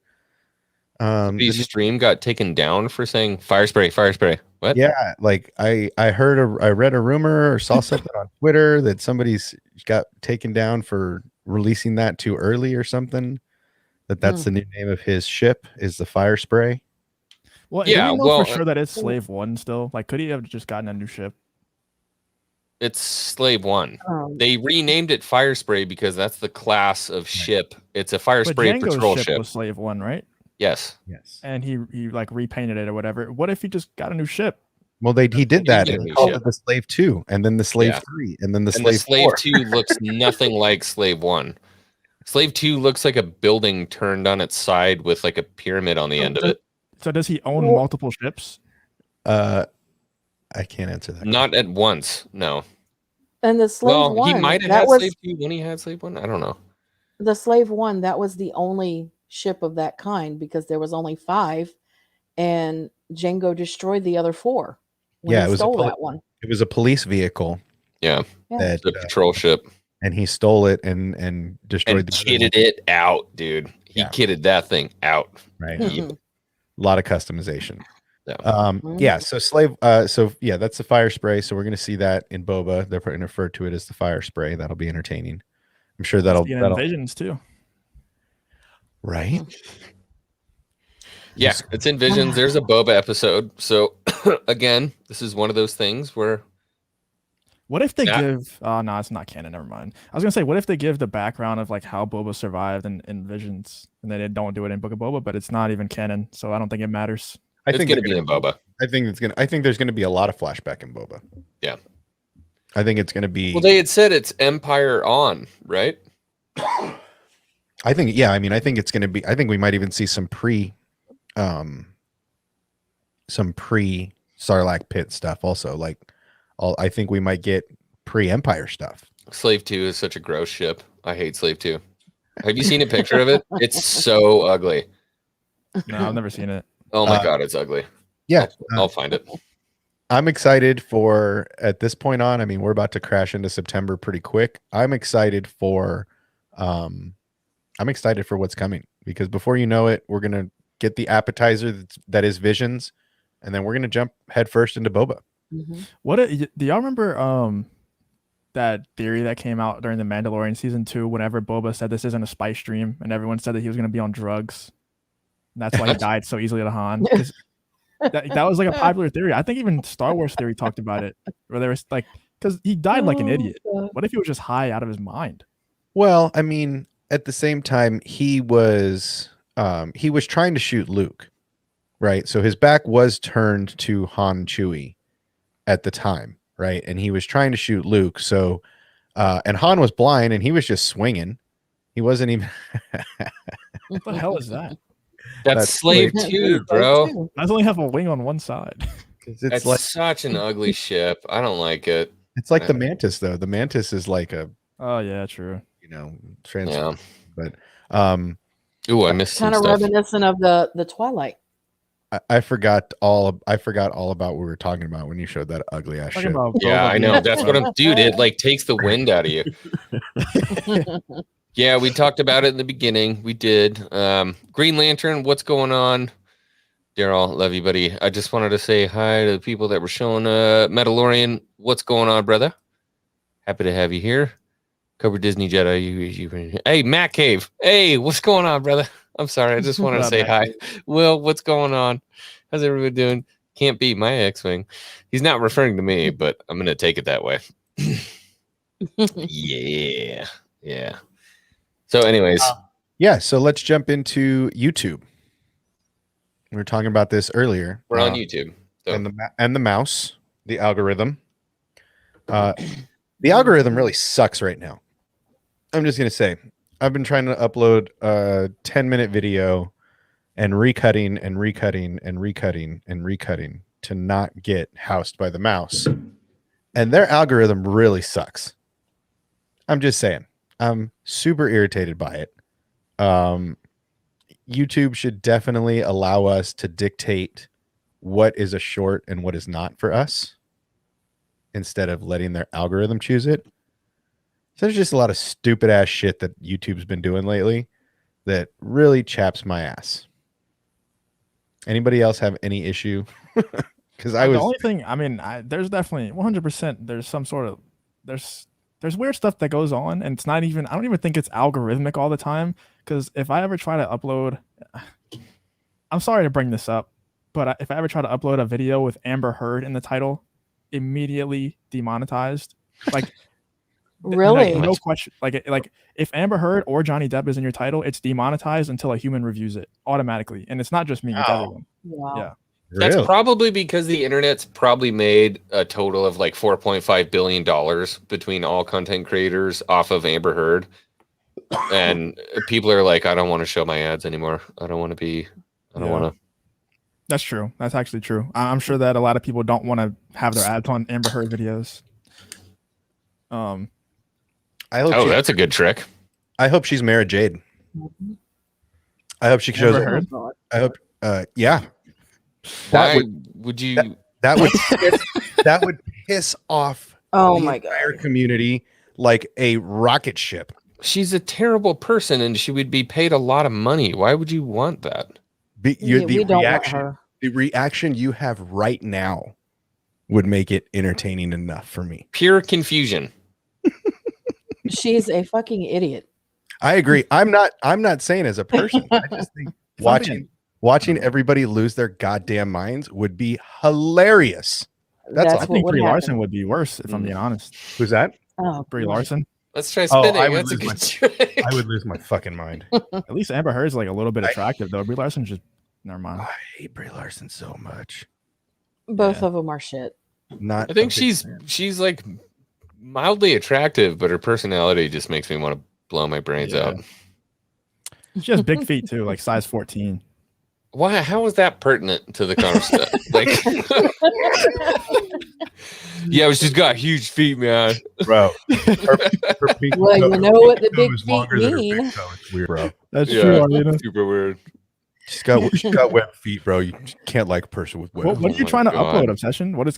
Oh, it's I've been working on a video, and it's this one clip from Rebels, and they are just up my ass about it. What are they doing? Are they not allowing you to upload it, or they're Yeah, they copywriting won't. it? They're copywriting the shit out of it. So I cut it up. I had some sound. Really, I didn't have much. I gained it way down, like 15 to 20 dB on the meter, just to make sure it was barely underlaid. so I'm not just silent when I was talking. And they're like, nope. And so I put it back up without any audio from them. And they're like, nope. And I'm like, what is it with this scene? And it's just one scene out of the whole video. The Batcave says invert it. I don't know if that would just mess up your video though. It won't. I'll try it, but they have the algorithm, like this whole COVID thing has so many people working from home that the algorithm is just such a pain in the ass right now. Like just a pain. That's all. I haven't had much back before I was monetized. I was putting stuff in my stuff that was copyright claimed like crazy, like all kind of trailers, all kind of episodes, and I would be allowed to upload them, but they would get claimed every time, but I didn't care because I wasn't making money off it anyway. Yeah, no, it's full on blocked, like 100%. She played the was she in Outlander? She was in Aquaman, No. wasn't she? Oh, Game of Thrones. That's what it was. Yeah, she was in Game I of got Thrones. Outlander and Game Outlander. of Thrones mixed up. But wasn't she in wasn't she also in Aquaman? No, that was Amber Heard, bro. Oh, then that's who I want. I thought that's what we were talking about. No, Rob Slack said look up Rose Leslie from Mara Jade. Oh, I could get behind that. 100%. Yeah, I could get behind that. I like it. I'm just gonna say, someone looking like a certain character doesn't make them right to play the role. Correct, but having red hair and not having to dye it makes it a hell of a lot easier on makeup. A wig is pretty simple. True, but wigs do also come off during action scenes sometimes. Yeah. It I is- kept saying that Gina Carano should have just been recast, and they should have just put Bill Burr with a wig as Gina Carano. He's like, come on, Star Wars. Come on, Star Wars. I love Star Wars. Come on. Did y'all see that what came out recently about how he got cast in The Mandalorian? No. He Bill? said it was just with Jon Favreau at a party, and Favreau just brought it up. He's like, hey, you want to be in The Mandalorian? He's like, sure. That was a total Mace Windu story. He's like, yeah, Star Wars. Fuck it. Fucking Star Wars. Come on, I could do that. I believe that shit. That's how that shit happens. Who would say no? Sounds right. I mean, who would ever say no to that question? Apparently, I need to be at a party with Jon Favreau. Let's just stalk him. Where down does he till live don't again? me Isn't he off. in Florida? He's in Hard Florida no. or something, right? ScarJo, no, ScarJo would be awful. I Awful. want somebody a little more We need to go back to unknown Karen like Gillan unknown would be fun. people being. Dude, I've Cast. been saying that for so long too. That's something that Star Wars has done. Even in the sequels, they did that very well. Because Yeah, I mean, Adam Mhm. Driver was kind of well known, but he's not what he is today. But even John Boyega, Daisy Ridley, Oscar Isaac even wasn't that well known. He's killing it now. yeah. yeah, I mean, I'd say go with people that aren't necessarily as popular as they are. Jessica Right. Chastain's kind of old. Who's No. she? Shoot, she's in everything. She's amazing. Dude, my Really? phone just broke. Jessica Chastain is so baller. Chastain She's or really good. oh Chastain? I think, Jessica Chastain. honestly, think Florence Pugh is the Oh. best actress in the world right now. Who? Florence Pugh. I'm not saying for Mara Jade. I'm just saying I think she's the best actress in the world. She was the girl in Black Widow. I don't like that Oh, I movie. still but haven't seen it yet. yeah, it's Oh, I not liked- that I good. liked But it. I haven't seen it either. I enjoyed it. gotcha. I'm not gonna say it was awful, but I enjoyed it. it wasn't as bad as some other Marvel movies. It was Okay, here's the thing: if you put that movie releasing at the right time Jodie Comer. in order, I think that movie does way better and keeps people engaged because it follows the timeline. The fact that it was so far out of time from Mhm. the movies, like that would have been perfect right before Endgame. Or Luke Mhm. Luke Or- said this is his perfect wife. This is Mara Or- Jade. or immediately after Endgame, right? The fact that we went through all this other Loki and all this other shit, I think that's part of the reason that it didn't do well. I think it was too far out of time. Luke, she has a huge forehead.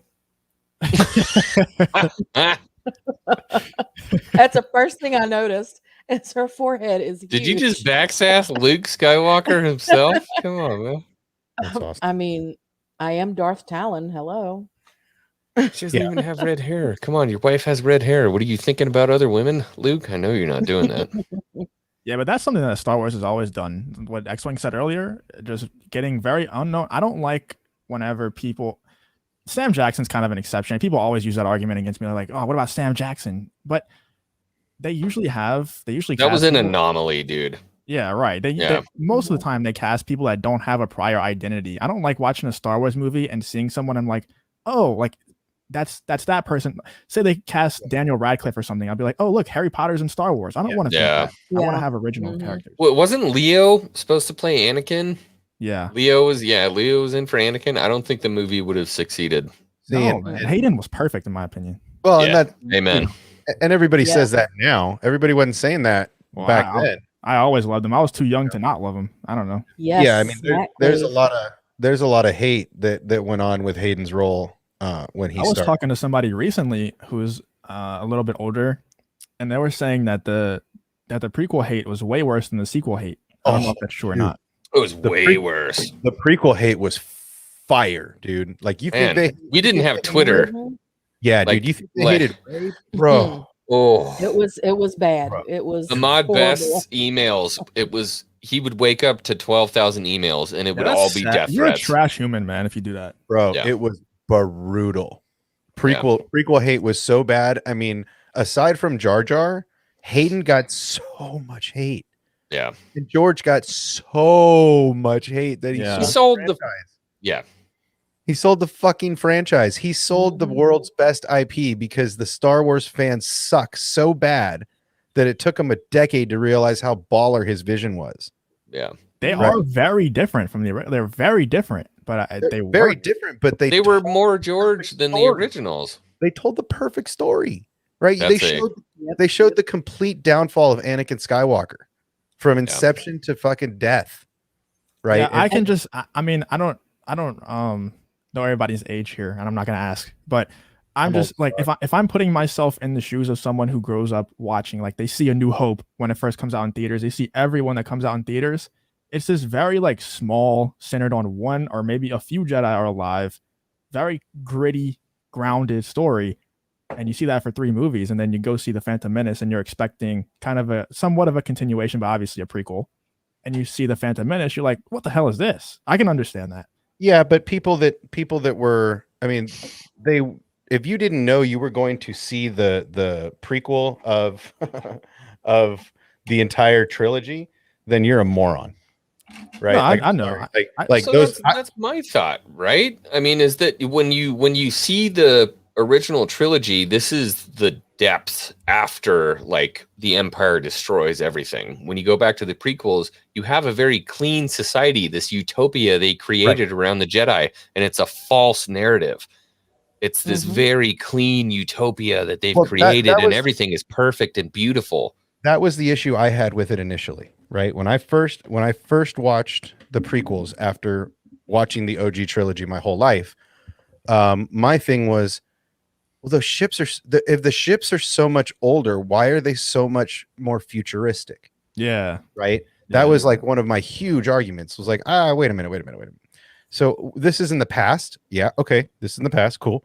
Then why in the holy hell are the ships so new, right? Until you tell that entire story and realize that the Empire ships are built not to be flashy, they're built to be like battle tanks, right? Mhm.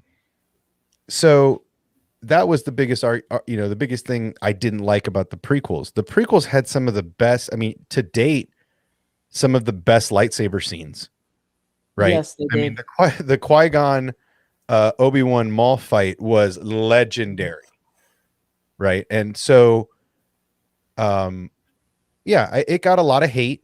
I mean, and unfortunately forced George to sell to Iger, and if not, I think he would have written his sequel, and all of us would be holding hands, singing Kumbaya over s'mores and cookies. But unfortunately, the way that the world works is the way the world works. And had Twitter been around, maybe it would have been. I think it would have been worse back then because You they. know Yeah. what's crazy? Do you think, and I asked this to make a point right after, but do you think that back then people would that you would think, or anyone else who was involved in that prequel hate or just witnessed the prequel hate, would you have ever thought that 10 or 15 years later people would be praising the sequel or the prequels like crazy? Hell no. I think I can't. So what about the No. sequels? I can't wait for Hayden to make his triumphant return to Star Wars. Mm-hmm. But I do am you think that the sequels will be the same 10 or 15 years I down? No. hope so. I really hope that what Favreau and these guys and with the guidance of George saying, how the hell do we fix this? Right? I hope those three have spent months at the ranch drinking beer over a campfire talking about how the hell are we going to fix this? Right? How can we possibly make that story make sense? Right? See, I disagree with you there because I don't think the sequels are going to age as well. The prequels aged well because people got a better understanding of them, especially because of the Clone Wars. Right. I don't think the sequels are going to have that. Even I- if all of the stuff that we're seeing right now leads into the sequels, I still don't think they're going to have that. Oh, I know. There's a lot of people that are like, I'm out.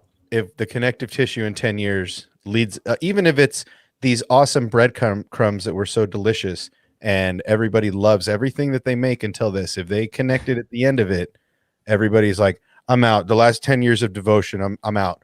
Cool. I want to see that.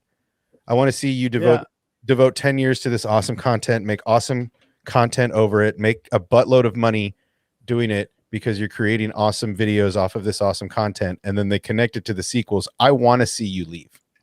In fact, Also- I'll buy your channels.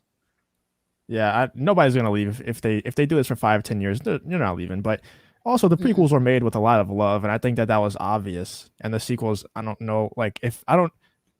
There are some people that definitely love Star Wars that are involved, but I don't know if they were purely made out of love. It was more of a corporation forcing the movies out to be rushed.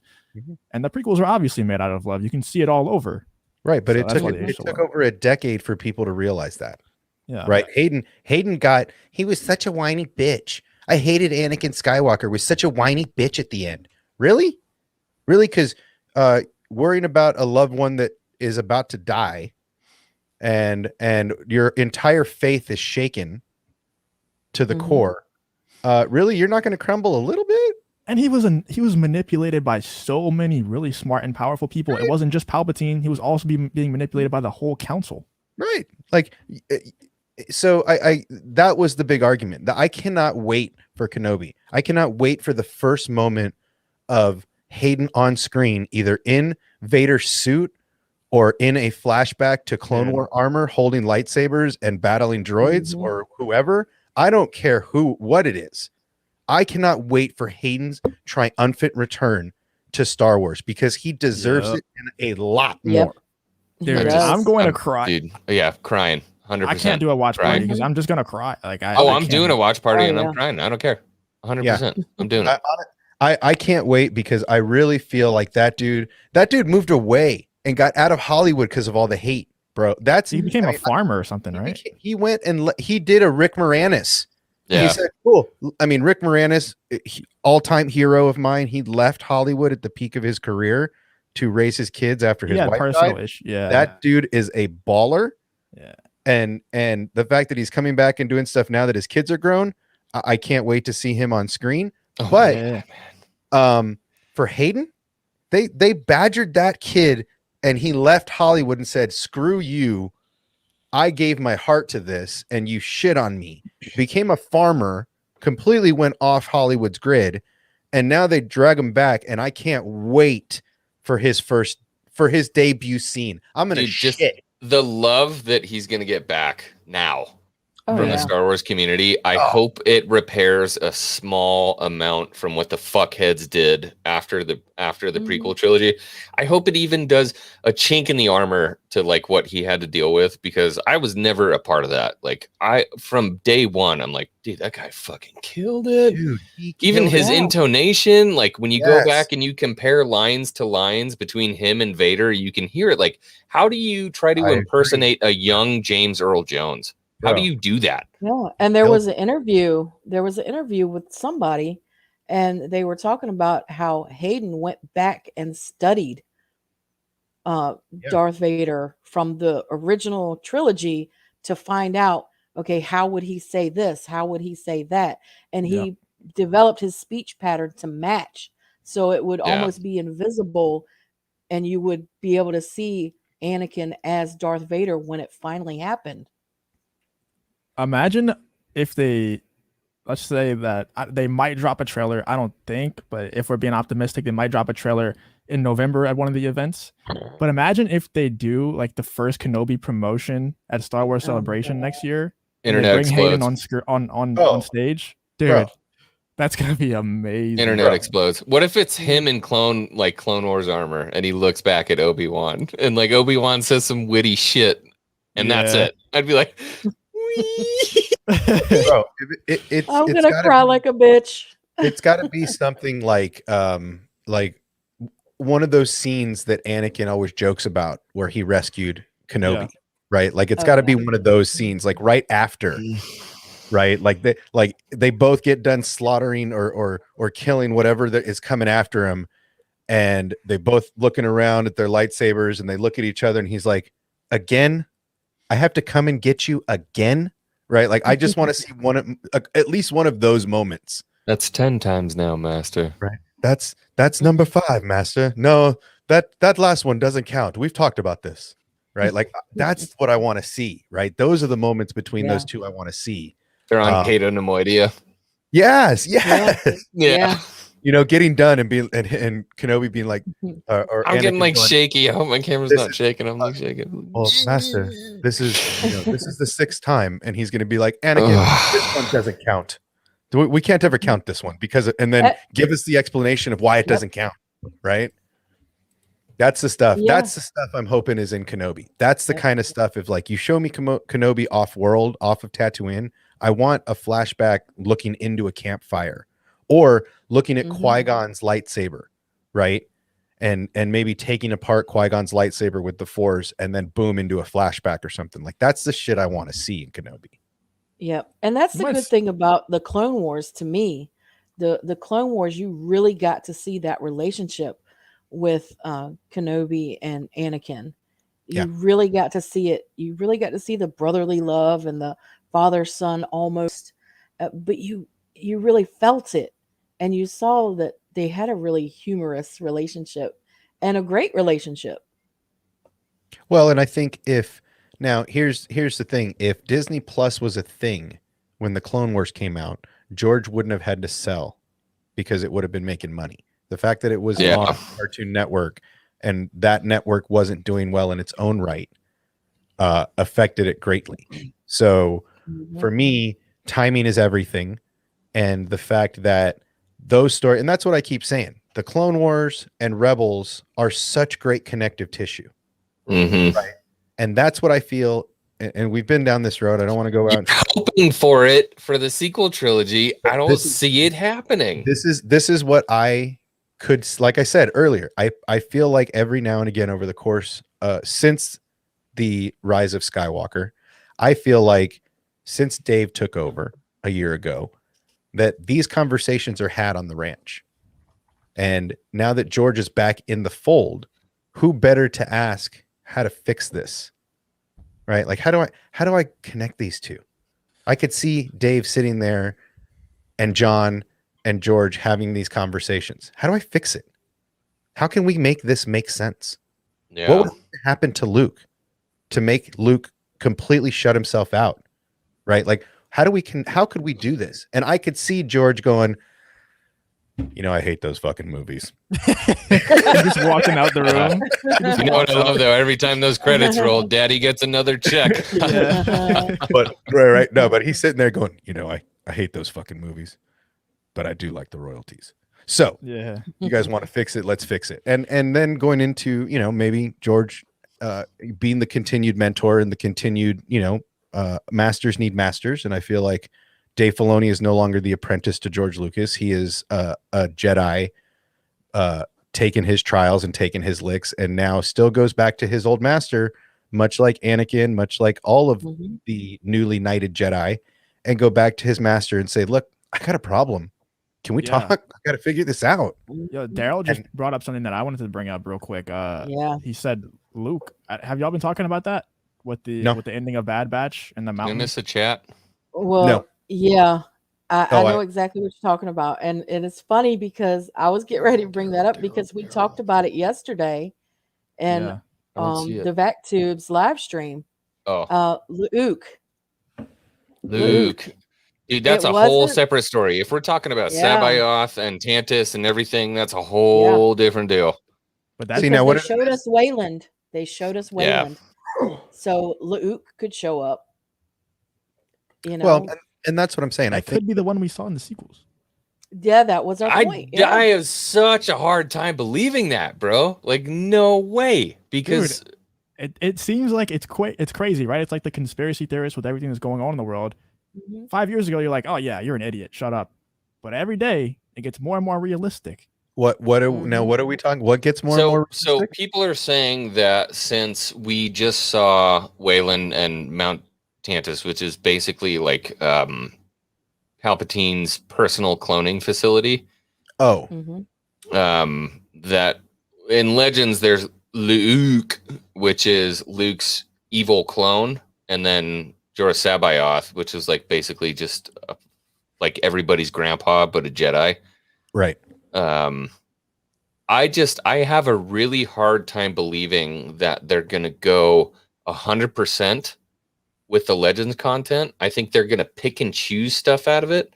I think if they really did the full-blown Legends with Sabayoth and they really did Luke, then I'm like 100% on board. I know that for sure Filoni's taking it 100% that way. Mhm. If we see Luke, I know that Filoni is going 100% Legends. If we don't see him and we only get Sabayoth, then I think they're picking and choosing. Dude, Mhm. I love how Star Wars fans can do this off of just seeing a mountain and Yeah. Oh, yeah. It's just a fucking shot of a mountain. That's it. Yeah. And we have an entire storyline built up in our heads now. I love that. And it makes it to where the Luke that we saw in the sequels wasn't our Luke. Yeah. I just don't see it. And hey, if you want to buy Obsession a beer, buy one of his brand new shirts. Yeah. Look at them shirts. Yeah, they come in. They come in. I just ordered a bunch for the Let's see homie. one of them shirts. Show me it should die. So let's see. Well, yeah, I got pissed off, so I made a piss off hat, a little ichuta. So I'm making some. I'm gonna make a Carabas. And, What do you want me to say it? And a Luke. And a It's Dank Luke. Ferric. A Dank Ferric shirt also. And then here, let me pull these off the wall. Stand by. I'm gonna get a Luke. The only problem with that being like the other clone of Luke in the sequels is where is Luke during the sequels then? That's always a question. That could be a whole nother show. What if he's dead? Or that could be a new. Died. What if he got defeated by his evil twin? Luke or didn't evil get clone? killed by anybody. Shut the fuck up. Are you No, kidding no, me? I'm not saying he's he's in the dead. chat right now. I'm not saying he's Right? dead. What if he got defeated and then put in some like cryo sleep or something, wherever the clones are held before they're waiting They to want come to out? keep him. There you go. See, So Charlie. there's that one. Yeah. So the shirts are based off of basically where Luke and Leia got switched. All right, that's the racer Prince back. Luke of Alderaan. Prince Luke, and then this is actually the prototype. We're going with the lettering on the Prince Luke, but then this is my lightsaber Leia. That'd be a cool what if show.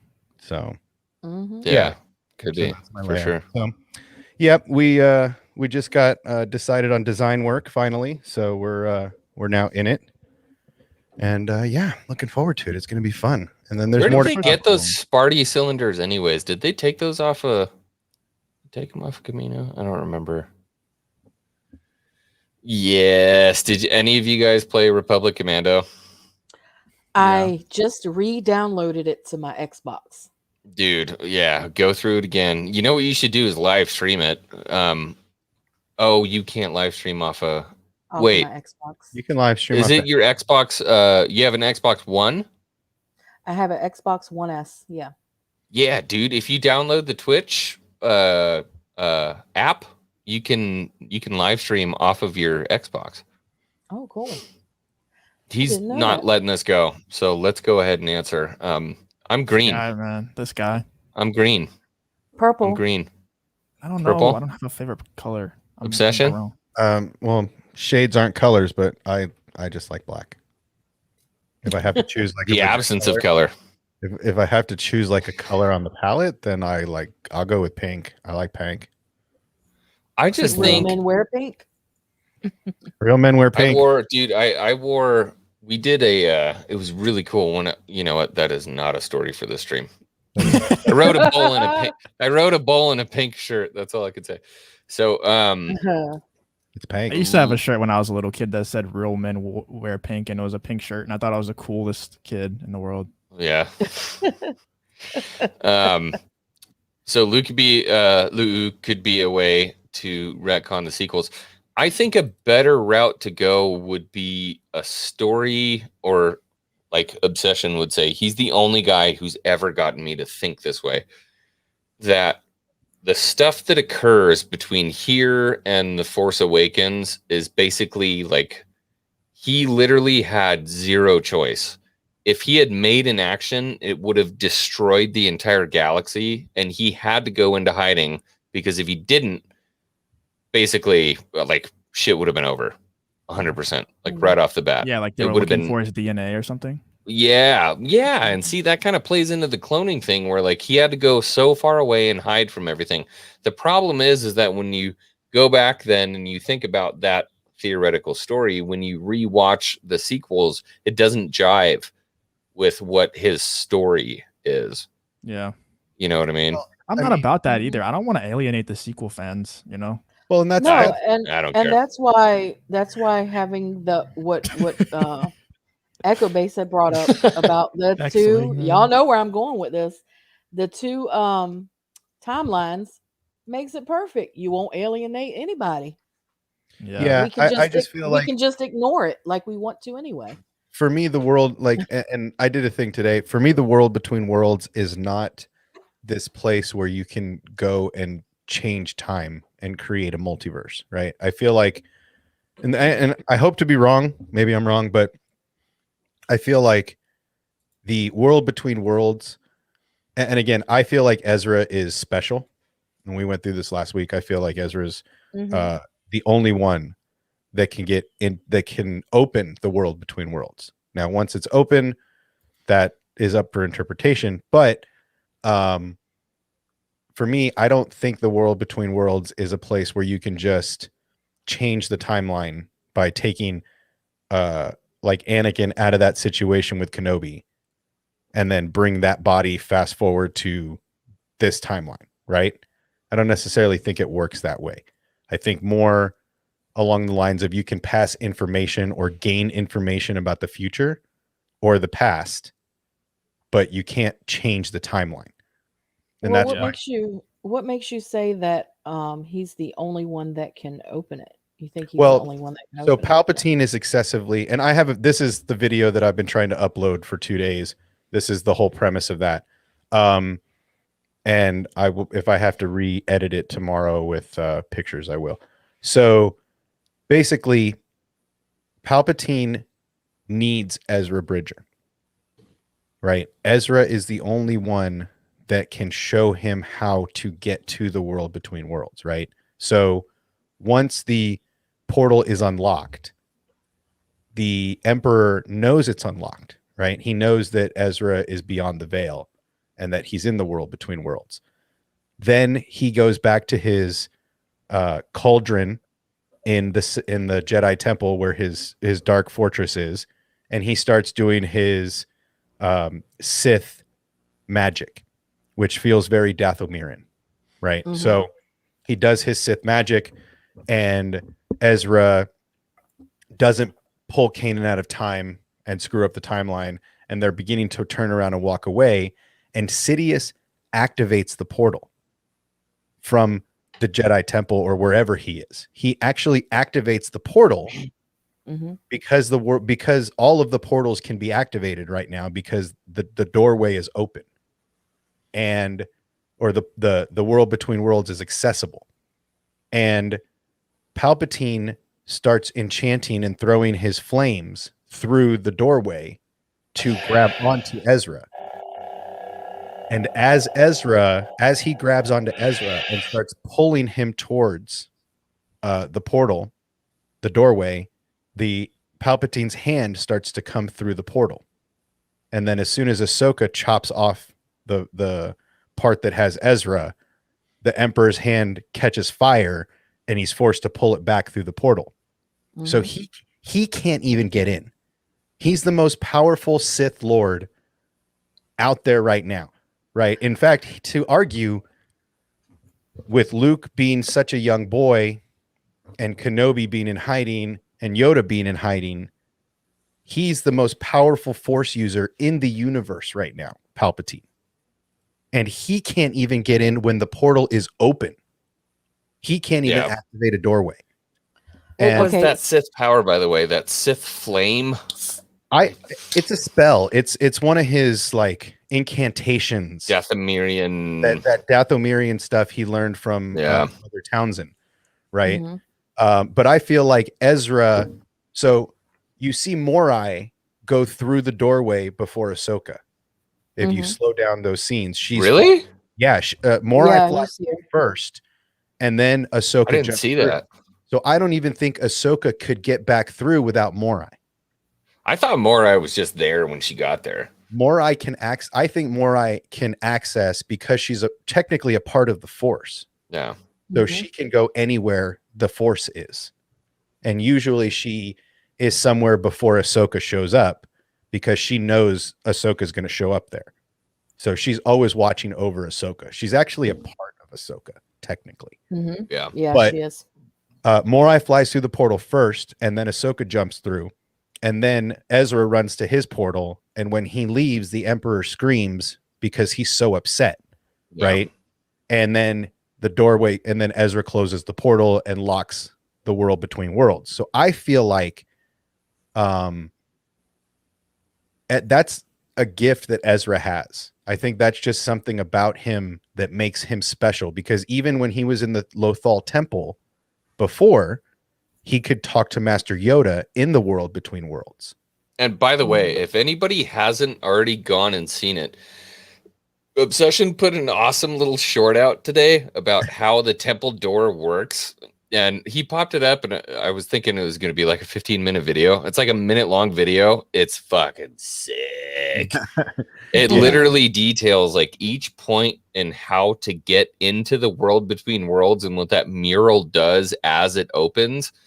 And it's funny because when I watched it, I wasn't really paying attention to it, but like it's broken down step by step. It's fucking sick. Yeah, and there's honestly, because it was a minute, there was a part that I left out. I feel like Ezra messed up.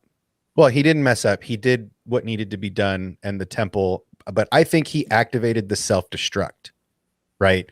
So instead of just closing the portal and leaving it there, when he activates the brother's hand, that's actually a self-destruct. That erases the temple. That's a countdown. The father's hand, if he would have touched the father's hand instead, I think that the temple would have the map would have shifted back to its original configuration.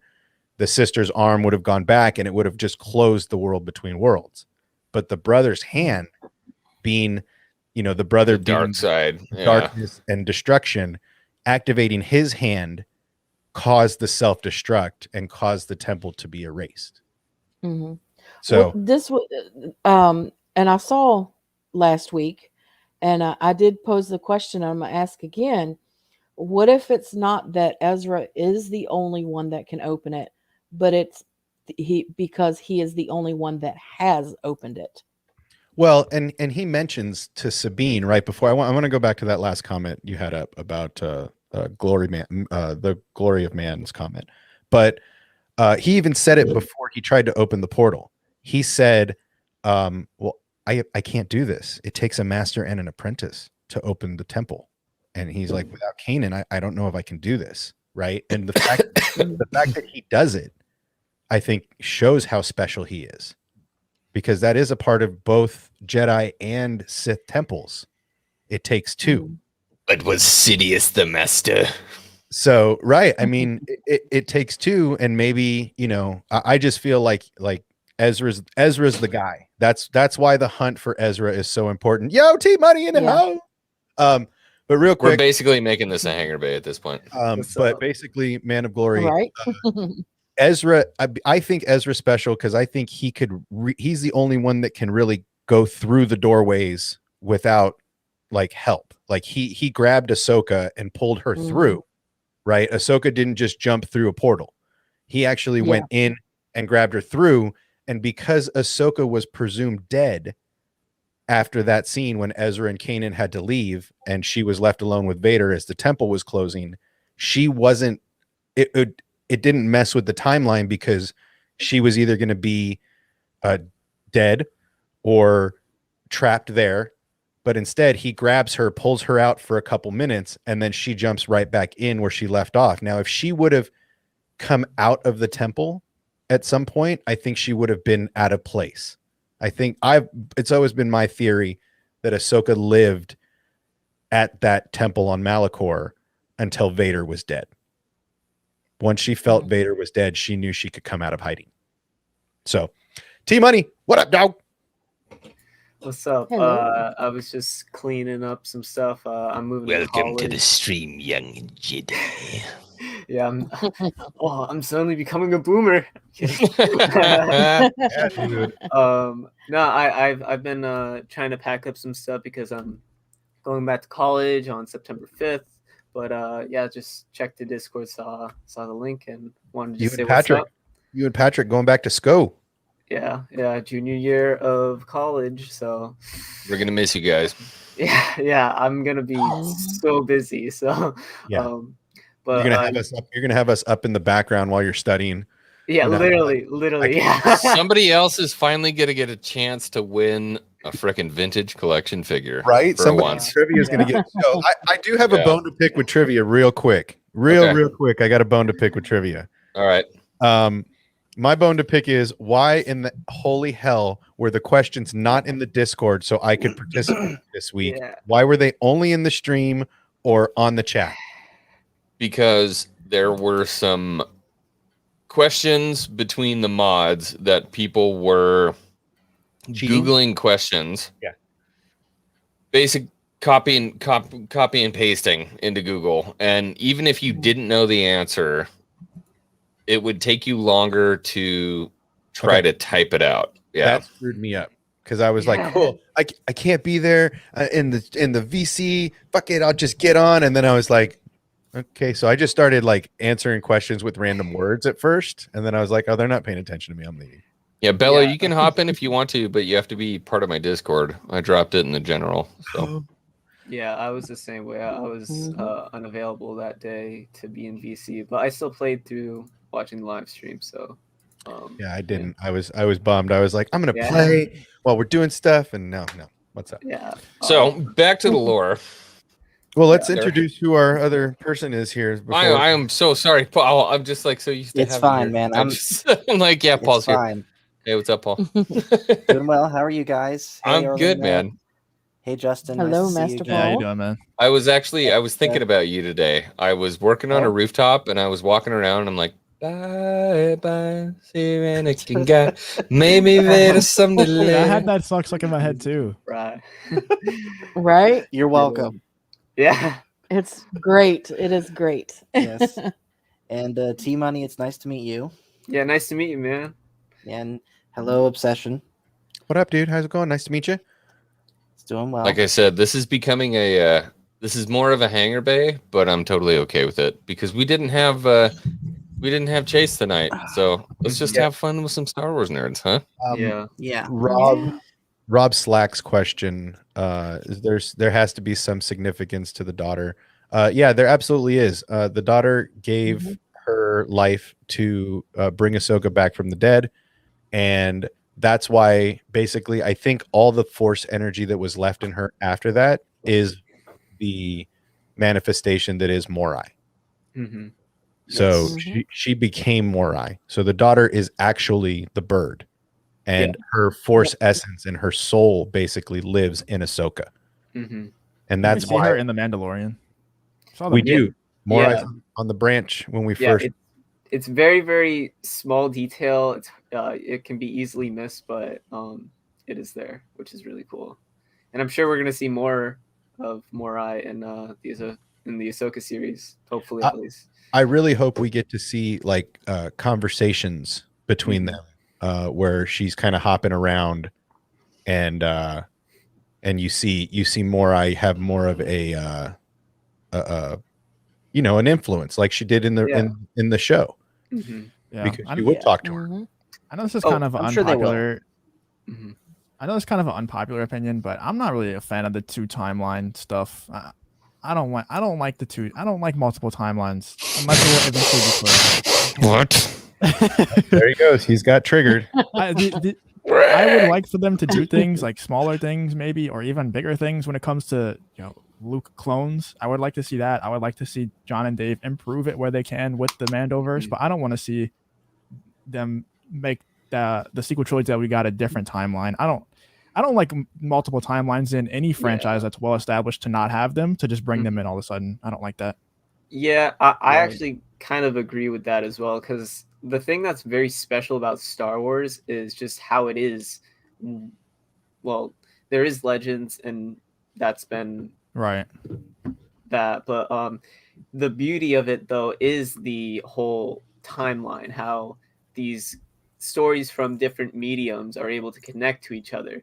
And if we're suddenly going to like kind of split to two different timelines, then it's like this is kind of feeling Marvel, DC. Yeah. And then we can question anything. We can question, is the original trilogy certain timeline? Like, yeah, and it just kind of makes things a little bit messy. And I'm kind of with you. I'd rather stick to one timeline because there's just so much that's unexplored. Like going back to the Old Republic and what's going on back then. Just I'd rather have one timeline. Here's my thought on the here's your Morai real thing. quick for you guys. Oh. Here's your Morai and Mandalorian. that's so cool how they just put that in there. They Yeah. know that only Yeah. hardcore fans are going to see it, but they just put it in there for us. Literally, I like yeah, that. for real. Oh yeah. I totally missed it. Really? First watch through, I totally missed it. Didn't No, even see it. Oh yeah, I did too. Yep. I missed it too. Anyways, though, here's my thought on this alternate timeline thing. I'm with Justin and T Money, where in a perfect world, I would never in a million years even consider an alternate timeline with Star Wars, just because, at least for me personally, I like where it's just one story and it's easy to understand.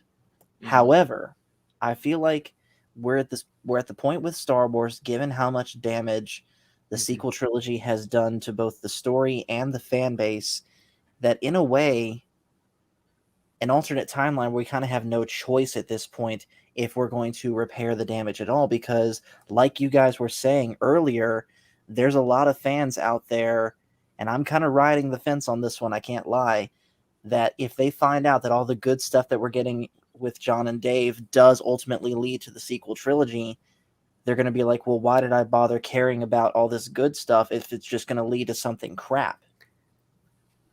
Right. Mhm. Well, the problem with the multiple, like what old Star Wars nerd just said, the problem with that is, we get rid of the Disney trilogy, but that creates so many other problems for the future of Star Wars and also the past. Correct. It does. Yeah. Well, and that's why I want. see with. Please go. Sorry, I was just gonna say with the World Between Worlds, it's not going to affect anything prior to Rebels. It's only going to affect from Rebels forward. So you don't have a whole lot of content from Rebels forward that's been made so far. So everything previous to True. that is still untouched. So It the is only still- divide that you would have would be from Rebels forward. But that's Well, I mean, touching the original trilogy, and that's Well, I kind of mean, like you could technically. I mean, you hear Vader's voice, you hear stuff from the past, and I feel like they could use the World Between Worlds to go that far back. I mean, if I was if I was Palpatine, that's how I would want to use it. I would want to go give myself information. Like, yo, here's what's going to happen. Here's what's coming. You think they can't get the second Death Star? They can get your second Death Star, bro.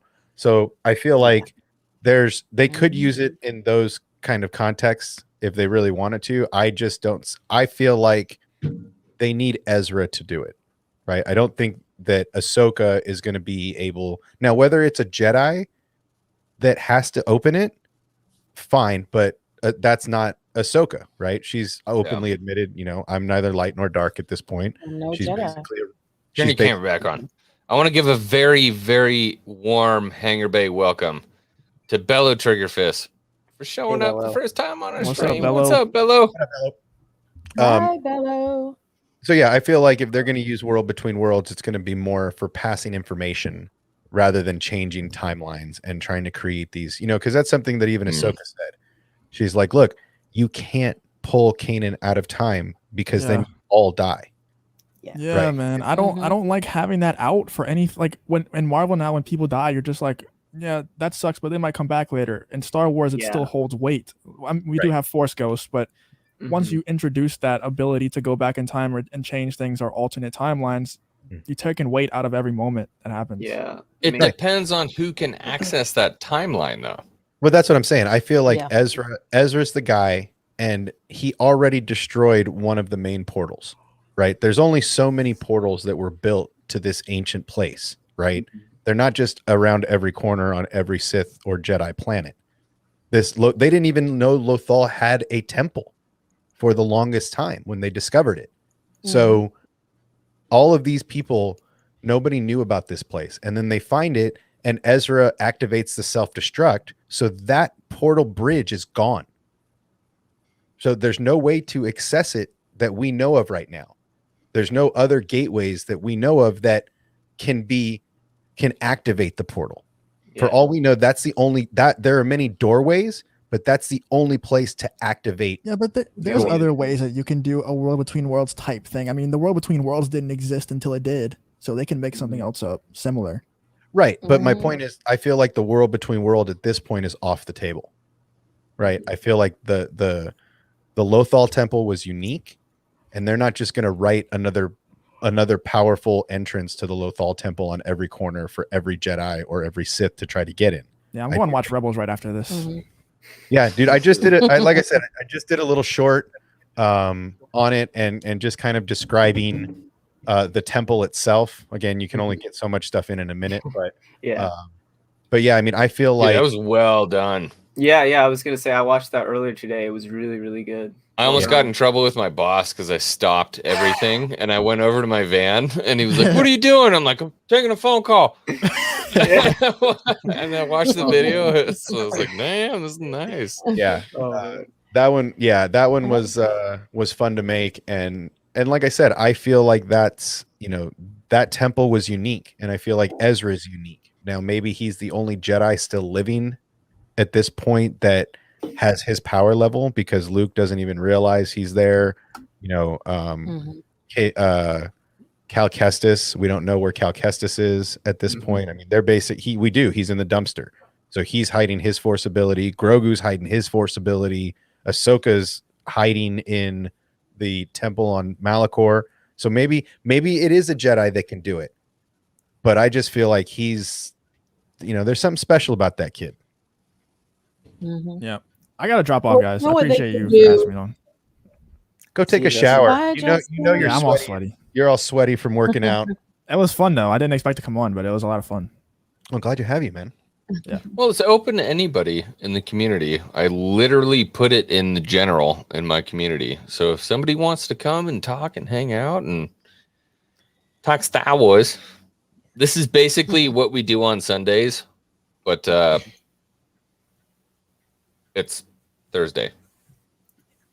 Real quick, Obsession, when you were talking about the idea of using the general, World Between Worlds to pass on information to your past self, it kind of reminded me a little bit of the overarching plot of the Kingdom Hearts games, because throughout that whole series, and I'll condense this down as much as I can, it's pretty much the villain's plot, Xehanort splitting himself, not only traveling back to the past to tell his younger self, what his ultimate plan is for, we'll say, world domination in that world. He's able to split himself up into 13 different parts to create this ultimate weapon that will bring him world domination. But time travel is heavily involved in that, where, some version of me is going to be at very specific points in time, and everything's got to go right. Right. Which, of course, he ultimately fails. Time is tricky. Time is so tricky. And like I said, I've said it before. I feel like Time Cop did a really really good interpretation. No. I don't know what Time Cop is, but I'll take your word for it. Somebody go doesn't watch it. like Time Cop. Go watch It's it. not that. It's not that. It's not that at all. I'm just saying that you can like It's cheesy. You can not associate the two. There can be a different style of how we look at time in Star Wars. There is a movie out there that is very cheesy with Jean-Claude Van Damme, but there is a underlining idea of time, and it's not so much even time, it's matter, right? So the same Let's not do this. the same matter can't occupy the same space, and that's why you can pass off information in Star Wars. But I feel like taking yourself out of a situation creates a paradox. Taking Vader out of a time where he got beat creates a paradox. That's what you deal with when you deal with time, is creating paradox. Right. Makes sense. Okay. See, I didn't even have to go down the rabbit hole this time. Okay. All right. Hey, you know that. Hey, we have a good friend I want to bring in here. Oh, he looks. What's my mic not on all the time? Mr. Charlie. Chalet. Hello. Hey, Bello. How you doing, brother? I must have been muted. My mic had a switch that I didn't turn on. Yeah, we haven't heard you yet. I haven't heard Okay, it. all right. Hold on. I have to go through this. I have to go through this really quick. Bello Triggerfish, we said hello. Thank you so much for being here. I'm here. Mr. Lugo, you are breathing that Chianti. Yeah, damn right. And by the way, this is thing. some Cabernet Sauvant right here. Oh, so Cabernet I'm feeling Sauvignon. real good right about now. Oh, so nice, so fresh, he's so classy. And then Charlie Thomas, always, always, my brother. It is so good to see you, man. I kind of did. I threw on something fast. I was training for a little bit, and then I heard, and I kept this going, but I heard, open up the chat. Like, damn it! Just popped in. But Charlie, I'm gonna say this outright. I want you to do a stream. I want you to do at least like a weekly stream teaching basic sword combat. I will watch that stream. I will watch that shit. I will buy whatever you tell me to buy to not cut myself up because I've already cut myself with weapons. Charlie, we could do we could do a dual stream because I know HEMA fencing. So German longsword. Yeah. Yes. So and I think you're like katanas, right? I still have my I'll be watching that stream so I can know how to beat Mexican Iron Man. Well, here's the ad thing. I'm sure you would be okay for this too. Whatever. I mentioned the other day, or what was it, a few weeks back, when I met Nick Gillard years ago. I still have the footage of the stuff, like the basic principles that he went through for the prequels of what to do and what not to do. So add that in with Kendo, Iaido, and I just mean basic form, right? Like, is that your shampoo, X-Wing? Like basic youngling, basic youngling form shit. Like basic. All right, so Chi, that's Shochi Form I'll 1. I'll buy whatever stick you tell me to buy on Amazon. I'll go outside and tear one off a tree. Whatever the shit we got to do. Like I want to learn because I am fascinated with the art form. All right. Well, when it comes to products and stuff, Mr. X-Wing Legend himself over there, I don't know why this is inverted, goes that way.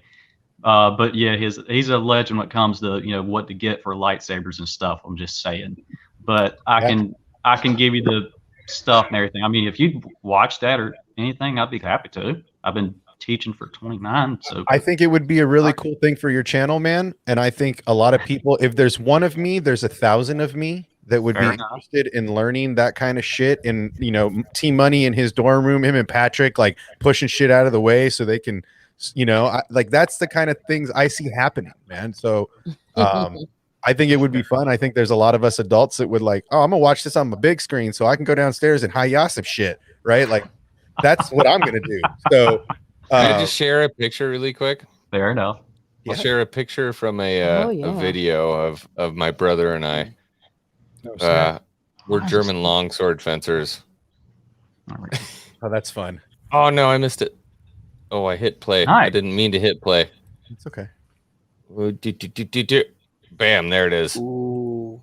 So Cool. that was him coming across the top of me. I wound up with he put a broadsword through my bicep, and then I cut his thumb off.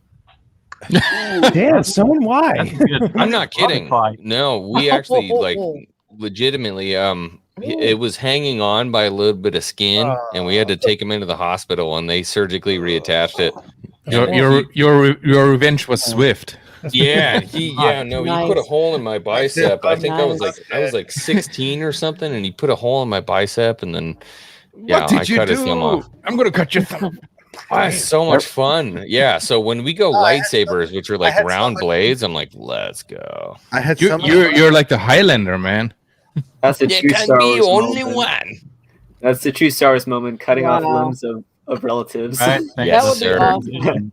Just doink. Just chop it all off. That story, That is funny. X-Wing reminds me of a story my dad And look, once I'm told with me you, of Obsession. how he had made himself a homemade skateboard and was trying to ride it, but took a really bad fall and actually almost completely bit his tongue off, and it was like hanging on by that Dang. much skin. Yeah. Messed up. Ow. Yeah, I'm with you on that, Obsession. I have two swords. I have my Marine Corps NCO sword, and I have a katana that I got from Japan.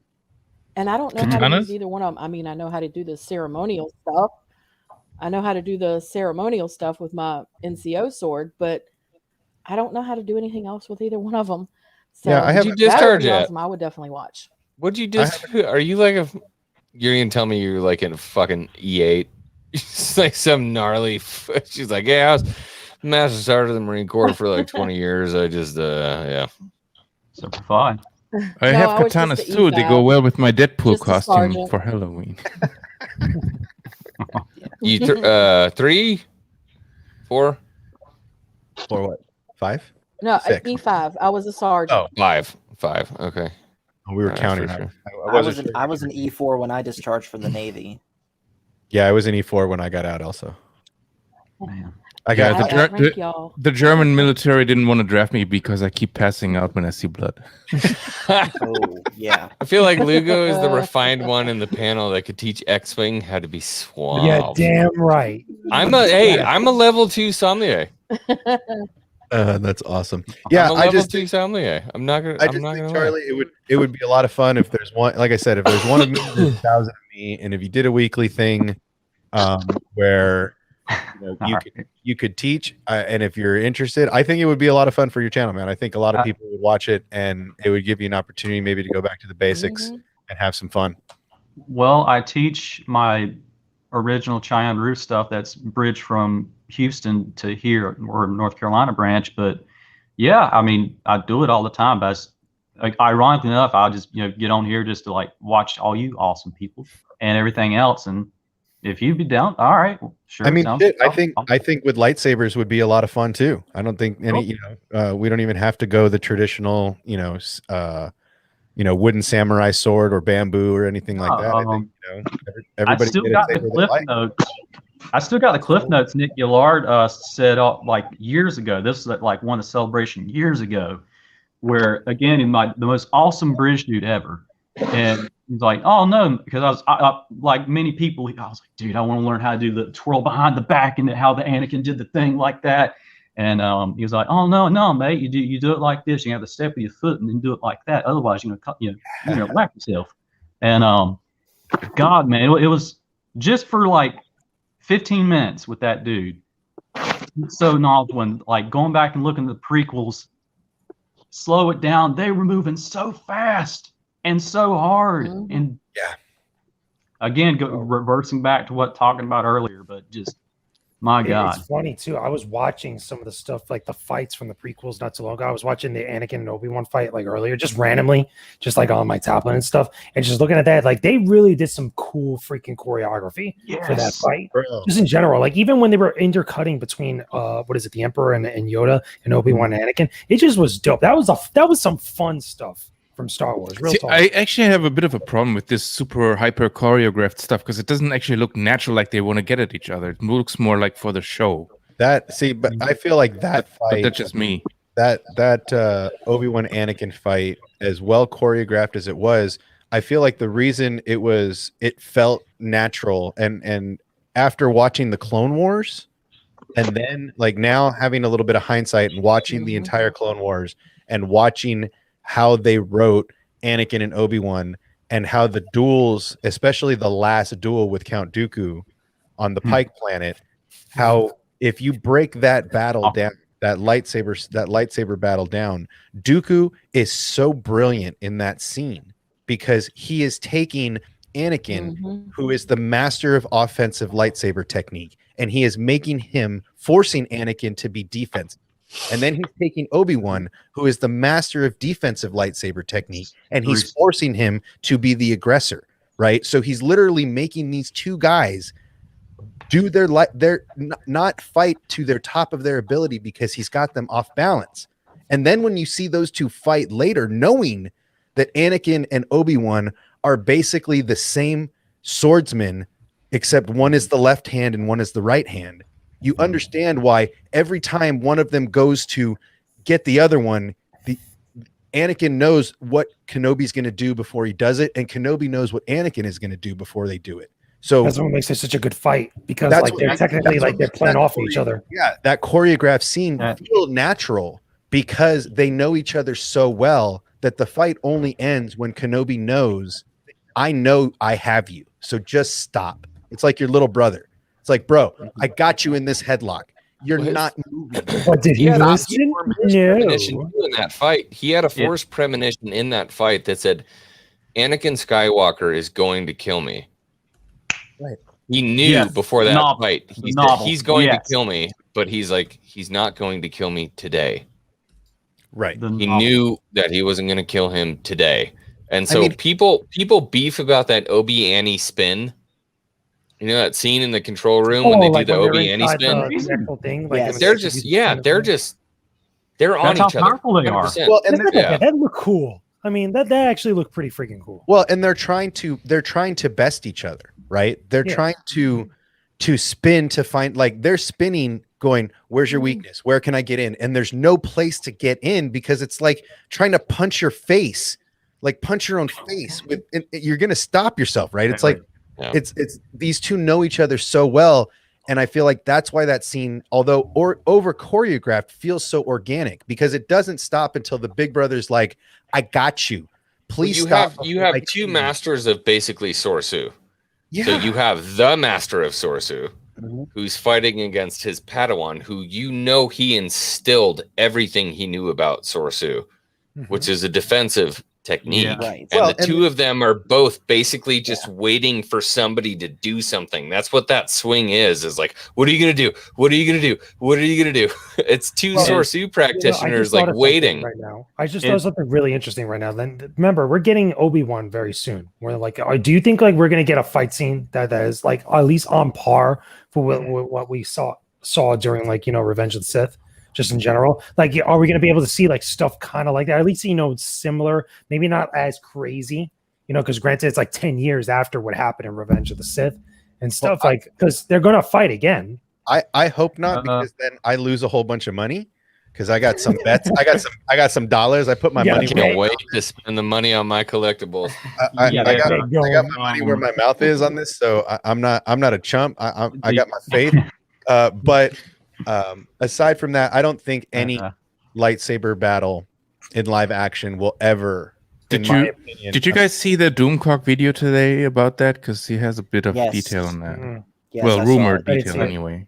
No. So it's going to be about Vader looking for him, but like they're not actually really going to meet. Right. And a lot of sequences. Well, didn't Kathleen Kennedy say that they were going to fight again? Like, there might be some dream sequences where that might happen. I think that's what he said. It's going to be in a dream. Or visions, dream sequence, visions. The only way I could see that working at all without upsetting everything. Remember, last time, I was with the Loda. Now I am the master. That right? How do you get from that and not mess that up? If there was something in between, I'm agree kind of with on Matt the. Cave here. I'm Keep in kind of mind, on it's 10 years prior to A New Hope. So I'm- technically, they could still meet up, and then 10 years will pass until they Yeah, meet again. yeah. Just wait. Hang on a second. Here's the thing. If I truly believe this could, again, just me, I believe if Obi-Wan tries to leave Tatooine, if that even thought crosses his brain, Qui-Gon Jinn, Liam Neeson's gonna smack him upside the head. Force Ghost. Because Luke is his number one priority. That is numero uno. That's who you're guarding. You failed with everything else. Well, not necessarily failed, but just you messed up. Didn't succeed. Yeah. So the only way I can see them getting away with something like that is a nightmare vision. Like if look, who's read that would be really rad. Who's read the Kenobi book before? I only saw parts audiobook. Okay. So Obi-Wan is, sitting by a fire and everything like that. We've all seen, parts of it, right? He's sitting there, poking it. You see like cybernetic hand coming out of it and everything. What if they do in the Kenobi show where he just has a nightmare of everything, everything's going right. Everything's perfectly, fine. They're back in the Clone Wars. They're having a great old time. And all of a sudden it gets flipped. It gets turned on dime. It turns to a nightmare. All of a sudden you get flashes of Mustafar. You get flashes of something else. You get, I hate you. And then, no, wake up. And you get just hints of it. See, redone. I think it should go one step further. I think if it's going to be that kind of nightmare, I would like to see full on Vader showing up to the homestead, force choking Luke, like the whole thing, not knowing that's his son, like that whole dynamic, and making him watch before he kills him in a fort. Like if that's the dark sequence they're going to go with, make it super dark. And dude, that goes back to like episode 3 where he's like, your sister, like, why are you here? What are you guarding? Like, a child. And I want to. I had a thought on that too. Hit it. Sorry, I had a thought on that too. What if the series ends up being about, or at least part way, about Obi-Wan's journey to learn how to become one with the Force after he passes, like Yoda's journey. And remember in the last part of Yoda's journey where Sidious came in through his magic stuff and that whole sequence where they really thought they were fighting, it was real, and Sidious and Dooku failed. What if it's a sequence like that? Dope. As long as Kenobi doesn't leave the planet, it's gonna be something like that. As long as Kenobi doesn't leave the planet, or we don't get he's gonna leave the planet. Inquisitor. I just want to fight in Tuskens. I just want him fighting Tusken Raiders, and I'm good. I do think that for me, if he leaves the planet, it's got to be because Luke is leaving with Owen, right? There you go. And he has to follow Luke to keep him safe, right? Like that's for me. If he leaves the planet, and these go along with my money where my mouth is, with X-Wing and Fatal J, is that if Kenobi leaves a planet just to go fight Vader or just to go fight an Inquisitor and leaves Luke on the planet by himself, it's game over. They broke it for me. Yeah. But if I have another possibility, Kenobi following Luke or like stowing away on Owen's ship to make sure that Luke is safe, and that's one of the reasons that Owen hates him so much because he keeps poking his nose in. That'll be okay. Then I'm cool with that. Definitely. Yeah. All right, Paul. So imagine another thing we could possibly see in Kenobi. And again, I'm getting this from a Doomcock video, so grain of salt and all that. But in one of his videos talking about Kenobi, he put forth a rumor talking about how the character Asherad Het, or as he's better known, Darth Krayt, could be brought back into canon through this show while he's still living as a Tusken Raider. And perhaps one of the threats that Obi-Wan would face in the real world is protecting Luke from Het. Because, Het might remember what Anakin did to the Sand People. There's no way. And then see Luke. Dude, there's no way. There's no way. The only reason I say that is because casuals would be like, duh, what? For us, I'm like, yes. I think they would explain it, though. Honestly, I think they would explain it, though. They at least find a clever way to explain it. It's such a short They're not show. going to spend an hour of the 6 that they have. They're not going to spend an hour explaining that. they're agree. not going to spend that amount of time just for like right. a section of EU fans. You know what I mean? But Fair this enough. this is also this show is not going to be Obi-Wan going on adventures and puppy dogs and ice cream. This show, in my opinion, is supposed to show us the mental breakdown of the stress level he has and why he ages so poorly. You know, in the desert sun with all of the stress of protecting Luke from whatever comes his way. True. I feel like this show is going to be more of a, you know, we're going to see some stuff in the present moment of him dealing with Owen and Luke and Tatooine and Tuskens and Mos Eisley and all PTSD that. from the Clone Wars and having to, But a lot you know, almost kill his apprentice. Yeah, kill his brother, basically. I had to chop my brother's Mhm. arms and legs off and leave him there burning alive. Like, this is some traumatic shit. And How that's crazy would it be to see Obi-Wan open up an abandoned ATTE and see a couple old clones in there? Oh, damn. I mean, Right? there's That would be something. you know, there's definitely got to be a lot of flashbacks and a lot of He's like, PT. Rex? You know, Gregor? I What are you wonder if doing we'll get here? flashbacks back to the Jedi Temple during the Clone Wars, like, you know, just like random stuff, like whatever's related to the story and stuff. Not necessarily from Revenge of the Sith, but like during that Clone Wars time frame from like maybe the animated series, but done in a live action way, like something like really random, like that. Where we see like Obi-Wan in his armor, we see Anakin in his way, like stuff like that. They've already announced that they're going to be in their clone armor. That's already a thing. So Yes. we know we're going to see them. That's why I'm saying it would be cool to see Anakin rescuing Obi-Wan one of the 10 or 11 times he's done it, and then Anakin being like, you know, Master, that's number 8. Yeah, I hope they don't use flashbacks too much if they do that. Mandalorian didn't have much of that flashback stuff, so I mean, just a little bit for him. Right, Right, an integral character to the Star Wars universe. Yeah, Well, but this at the is same like time, the Mandalorian takes place 85% in the present, 95% in the present, right? There's only a couple of scenes that are flashbacks. I think we're going to get a couple of those next season with the Darksaber and Moff Gideon and Bo-Katan and how that transitions. I think the about Moff Kenobi Gideon. show will show more about the what happens with the Empire, because now they're like full on in there, and maybe he'll like just this is after like, you know, Bad Batch. This is 10 years. Like, This is 10 years the Empire is already a thing. Yeah, they're deep. Okay. They're deep, and it's 10 years after. Luke is about 9 or 10 years old. I was going to ask earlier, where is this taking place actually? This show, so Yeah, it's about 10 years after Revenge of the Sith. On Tatooine. Okay. Luke is about 9 or 10. Luke and Ezra Bridger, people don't know this, but Luke and Ezra Bridger are the same age. So Yeah, Luke Empire and Day. Ezra are all the same age. They were all born on Empire Day, the day of the Great Purge.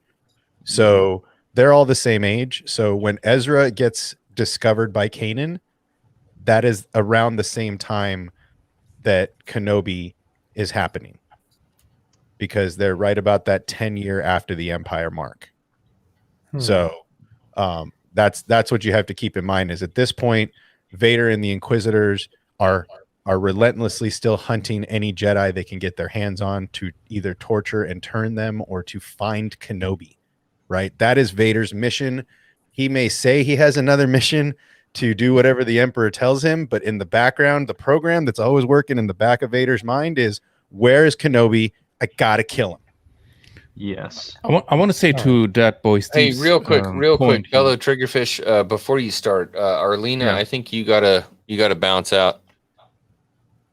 Did you want to plug something? I'm actually, I'm off work tomorrow, but it's still late. I still got up at 5 a.m. today, so I'm tired.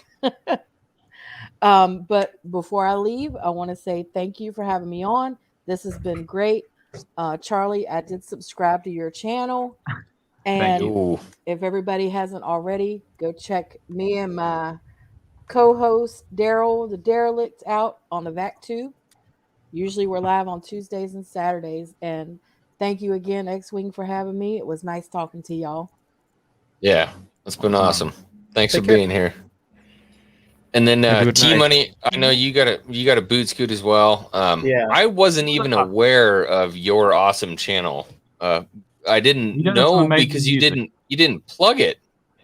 Which one? Battlefront Themes? Yeah. Yeah, I think I have said it before, but I guess I just didn't really explain it enough. But yeah, I have a second channel Battlefront It's themes. I'm amazing. really, really close to 1,000 subs. Ooh. And they're kind of the basic idea of it is that I made it like back when I think Battlefront 2015 was still around. It was before Battlefront 2 came out. And it's just kind of like conceptual. If these characters were added to Battlefront, what music would they play? And so it's like around 30 seconds to or whatever of just their musical themes. And now it's kind of expanded beyond Star Wars because I've done a lot of the main characters. But check that out if you haven't already. Actually, I just barely got the Bad Batch Volume 2 soundtrack, so I'm gonna be listening through that and pulling themes from there and doing some of that. I know, Charlie, you've been one of my biggest supporters. So, dude, man, like ever since you did the Boba Fett theme song and hinted that with everything else, it's been on my playlist for whenever I have to get in my mood for whenever I'm either training or doing something. Because for those who have not please go to his channel, go check it out. For the love of Tom Cruise, go. Why are you here? For the love of Tom Cruise. Yeah, that Boba Fett video really blew me up as well. Like that, Mando season 2 just woo, Anyways, thank you all so much for having me on. And hey, T Money, before you leave, do you know what color my favorite squad is? Green. Hey, good choice. Good choice. All right. That's right. Well, hope you all have a great night and see you around. We'll see you, brother. Have a good night. Yeah. And real quick, I'm going to be heading out off of here too. I know some people here in the chat wanted to hear me sing, but unfortunately, since I'm at my secondary setup, I can't really do that. I can't That's have all a right, guitar. buddy. Yeah. So maybe next time. But anyways, you can always, as you know, find me at the Star Wars Guys. Michael and I just put out a video breaking down a little sneak peek that Disney put out of the Star Wars Gallery episode focusing on Luke's return. So check that out. And then Sunday we're going to be having our usual live stream, and we're actually working to try and get some interesting guests on that one, X-Wing one of them, where we're going to have a big discussion about what does Star Wars mean to each of us. So stick around. Just for make that. sure you send me a text message because I will forget. Yes, I will. I'm just being honest. I gotcha. All right, so that's it for me. And as I say every time I leave any sort of stream, the Force is family. Hey, may the Force be with you, brother. And with you. Always. And I'm gonna beat you, Mexican Iron Man. One of these days. The Mexiclorians are strong. Is he in the with chat? Is Iron Mexican Man. Iron Man in the chat? No, he's not here. He doesn't care about me. Uh-huh. Man. It's okay, So anyways, Commander, we got you. Yeah, well, hey, Ghost Rider, by the way, thanks for popping on, man. Good to have you here. We haven't heard Good to be enough out of you tonight. Oh, well, I've just been listening to all the intriguing tales being told and woven by these wonderful individuals. Like spinstresses at their wheel.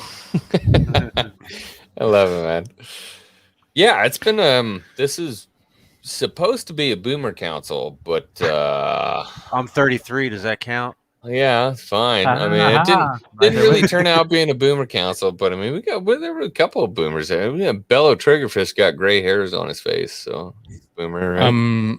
I have 2 more years, and then it's gonna go downhill from there. Okay, all right.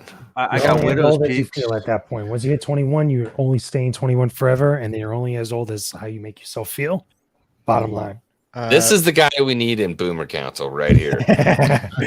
I beg to differ. I feel like after 40, your body definitely does some shit. Unless you have Sam Witwer's blood in you, then you just yeah. Then you're all good. unless you're drinking whatever Tom Cruise is keeping Tom Cruise young. Because damn, dude, Chuck Norris. It's kombucha. Oh, Patrick Stewart. Yeah, there are just some actors, they just stay forever young. It's like, how do they do it? Alien blood. They know They're all drinking baby blood. That's all it is. They're drinking baby's blood. Oh, no, they're drinking alien baby blood. They're going one step further. They have access to Area 51, so they're rich. That's it. Yeah, the whole American dream is a total lie. They're drinking baby blood. So you guys were talking about alternate timelines earlier and multiverses and the EU, which I have My Star Wars knowledge only goes as far as the movies goes. So just to be clear, but I personally always feel like the concept of time travel or multiverses is all cool and all, but it's also a big out for when they don't know what to do. That's kind of. George Lucas feels like he had a plan from start to somewhat finish, and he had ideas for the sequels, which they tossed out. What happened with those ideas? Well, yeah. Well, and now that he's back in the fold, hopefully we'll get some of those sparky ideas. We'll see. It's going to depend on what happens over the next 12 months. The next 12 months is going to dictate a lot of Thanks, things. Ed.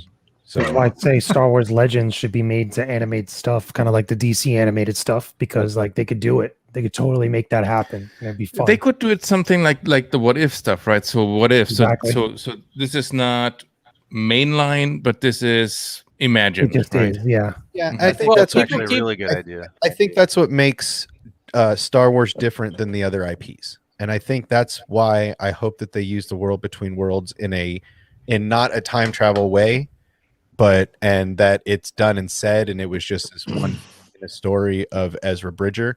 I hope that they don't use time travel and they don't go multiverse and they don't go down these roads, because I feel like that's what makes Star Wars different. We haven't had that in our IP here with Star Wars, because Just the story. Because it's just the story. And that's what I keep saying about, the connectivity of the sequels, is that yes, I agree, I don't like what you guys don't like also, but at the same time it is still Star Wars, and the Star Wars IP doesn't need to cop out to time travel to make their stories make sense. Yeah, it doesn't need it. It doesn't need it as agree. a thing to kind of like, jump all over the place, or to use it to like get away from other stuff. I don't want to see it. I don't want to see more. Because frankly, then you start thinking, well, how does that make sense and this makes sense, and it's just going to With all the break your rules of the brain. universe and stuff. Story is the story, and It's already hard to do that. To be like Back to the Future kind of worked for me. It was all logical, somewhat. I'm sure if you dig, there's like, well, what about that? But well, I mean, with Star Wars, there is such big lore going on, and you guys are much more knowledgeable. Great. They can so easily break something with a small little tidbit that they change because, well, it's time travel. When you think about it, they kind of did. Well, that's what I'm saying. I feel like I understand some people don't like the prequels. That's never going to change. Some people don't like the sequels. That's never going to change. Some people don't like the animated stuff. That's never going to change. But at the end of the day, it's still along one timeline. It's still one universe. It's not this what if. It's not this multiverse. It's not time travel. It's none of that stuff that's going on in DC and Marvel. It's Star Wars. Even though we don't like it, we have to accept what it is for what it is and realize that they're not going to retcon the sequels or the prequels or whatever you don't like. They're going to continue along the timeline. And that's why my hope is eventually, after 10 years of them making this new content in this 30 years we have in between the OG and the sequels, they give us some amazing stories.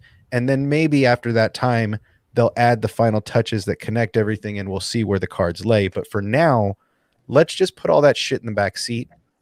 In fact, let's go one step further. Let's just put all that shit in the trunk, and let's just move forward with what we have now, right? Focus on what's coming this next year, and then let's reassess that conversation after.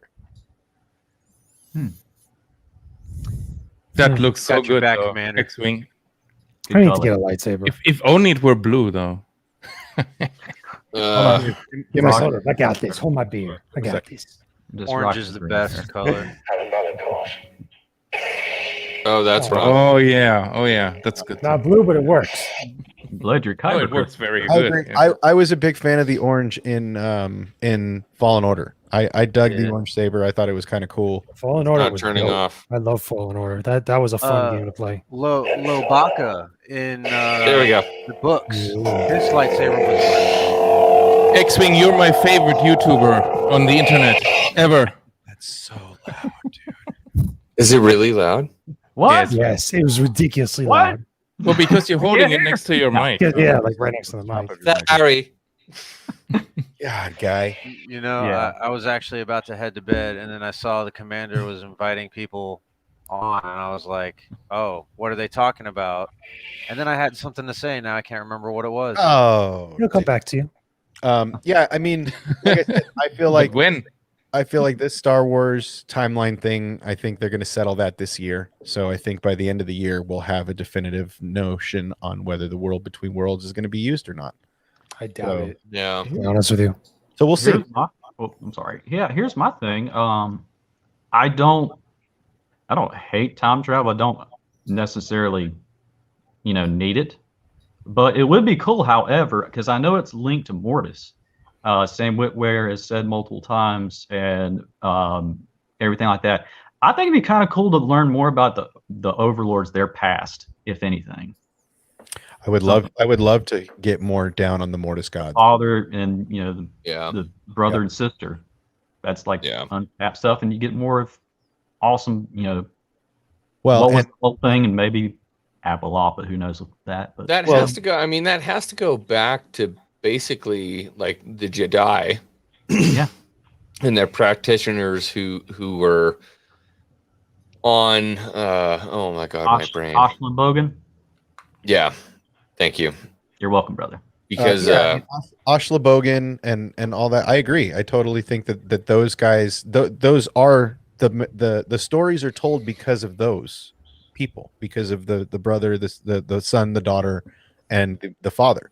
I was thinking more about how like the planet reacted to these Force users when they were living on it. And they're like, well, we have to split it up now. Now you guys have to go over here and you guys have to go over here. It makes it this really black and white kind of thing. Well, and here's one more thing. Is the father the original chosen one? Is he the original Anakin Skywalker, right? Like, has the Force, does the Force know that he's dying and therefore manifest Anakin to be the Force always knows? Because technically Anakin's destiny was to take over at Mortis. Technically. Doesn't that completely like get rid of the wills though? That's what it makes it more confusing. I'm not gonna lie. Yeah, Ghost Rider, send me off. Let's go. All right, yeah. So the wills were originally the ones that were supposed to be telling the story, but Lucas, he started in the middle of the story, and then of course he went back, and then his sequel didn't get made, and Disney did their own thing. I'm watching. But originally, I believe, if I'm not mistaken, it was supposed to be the wills finishing off the epic. Yeah, that I remember. I remember reading about that. Yeah. So and the wills were the ones that are telling the story of the Skywalker saga. So I mean, it would in a way do away with the wills if they went about it like that. Yeah. Well, I mean, the wills could be a lot like Yoda and Qui-Gon and Kenobi that got taught how to become part of the Force. But these, how are you gonna teach the wills though? So how do you know they didn't make it to Mortis and they weren't taught by the father, who's been around for eons? The wills would be taught by the father. No, I can't buy that. Confusing. No. The wills are older than those aliens on Mortis, because that's what they are. They're aliens. Yeah. They're very long-lived aliens, but they're still aliens. They might have been like the first species that the wills tried to instill the Force onto, but nope.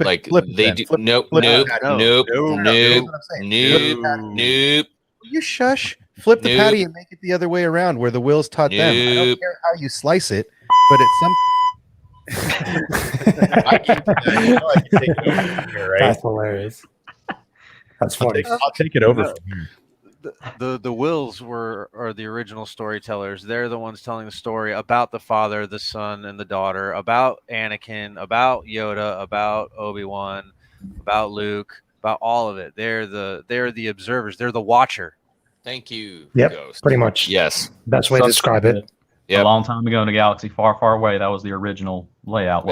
Yep. Again, this is all stuff that I completely do not comprehend because I haven't seen anything EU. I haven't read anything EU. I haven't seen Clone Wars. For me, goes back to the original script before. I know. I from just judging by the movies, all of that, it's just a lot of wow. This is craziness. Here's all you need to know, Bello. What happened to the midichlorians, for example? Where did they come from?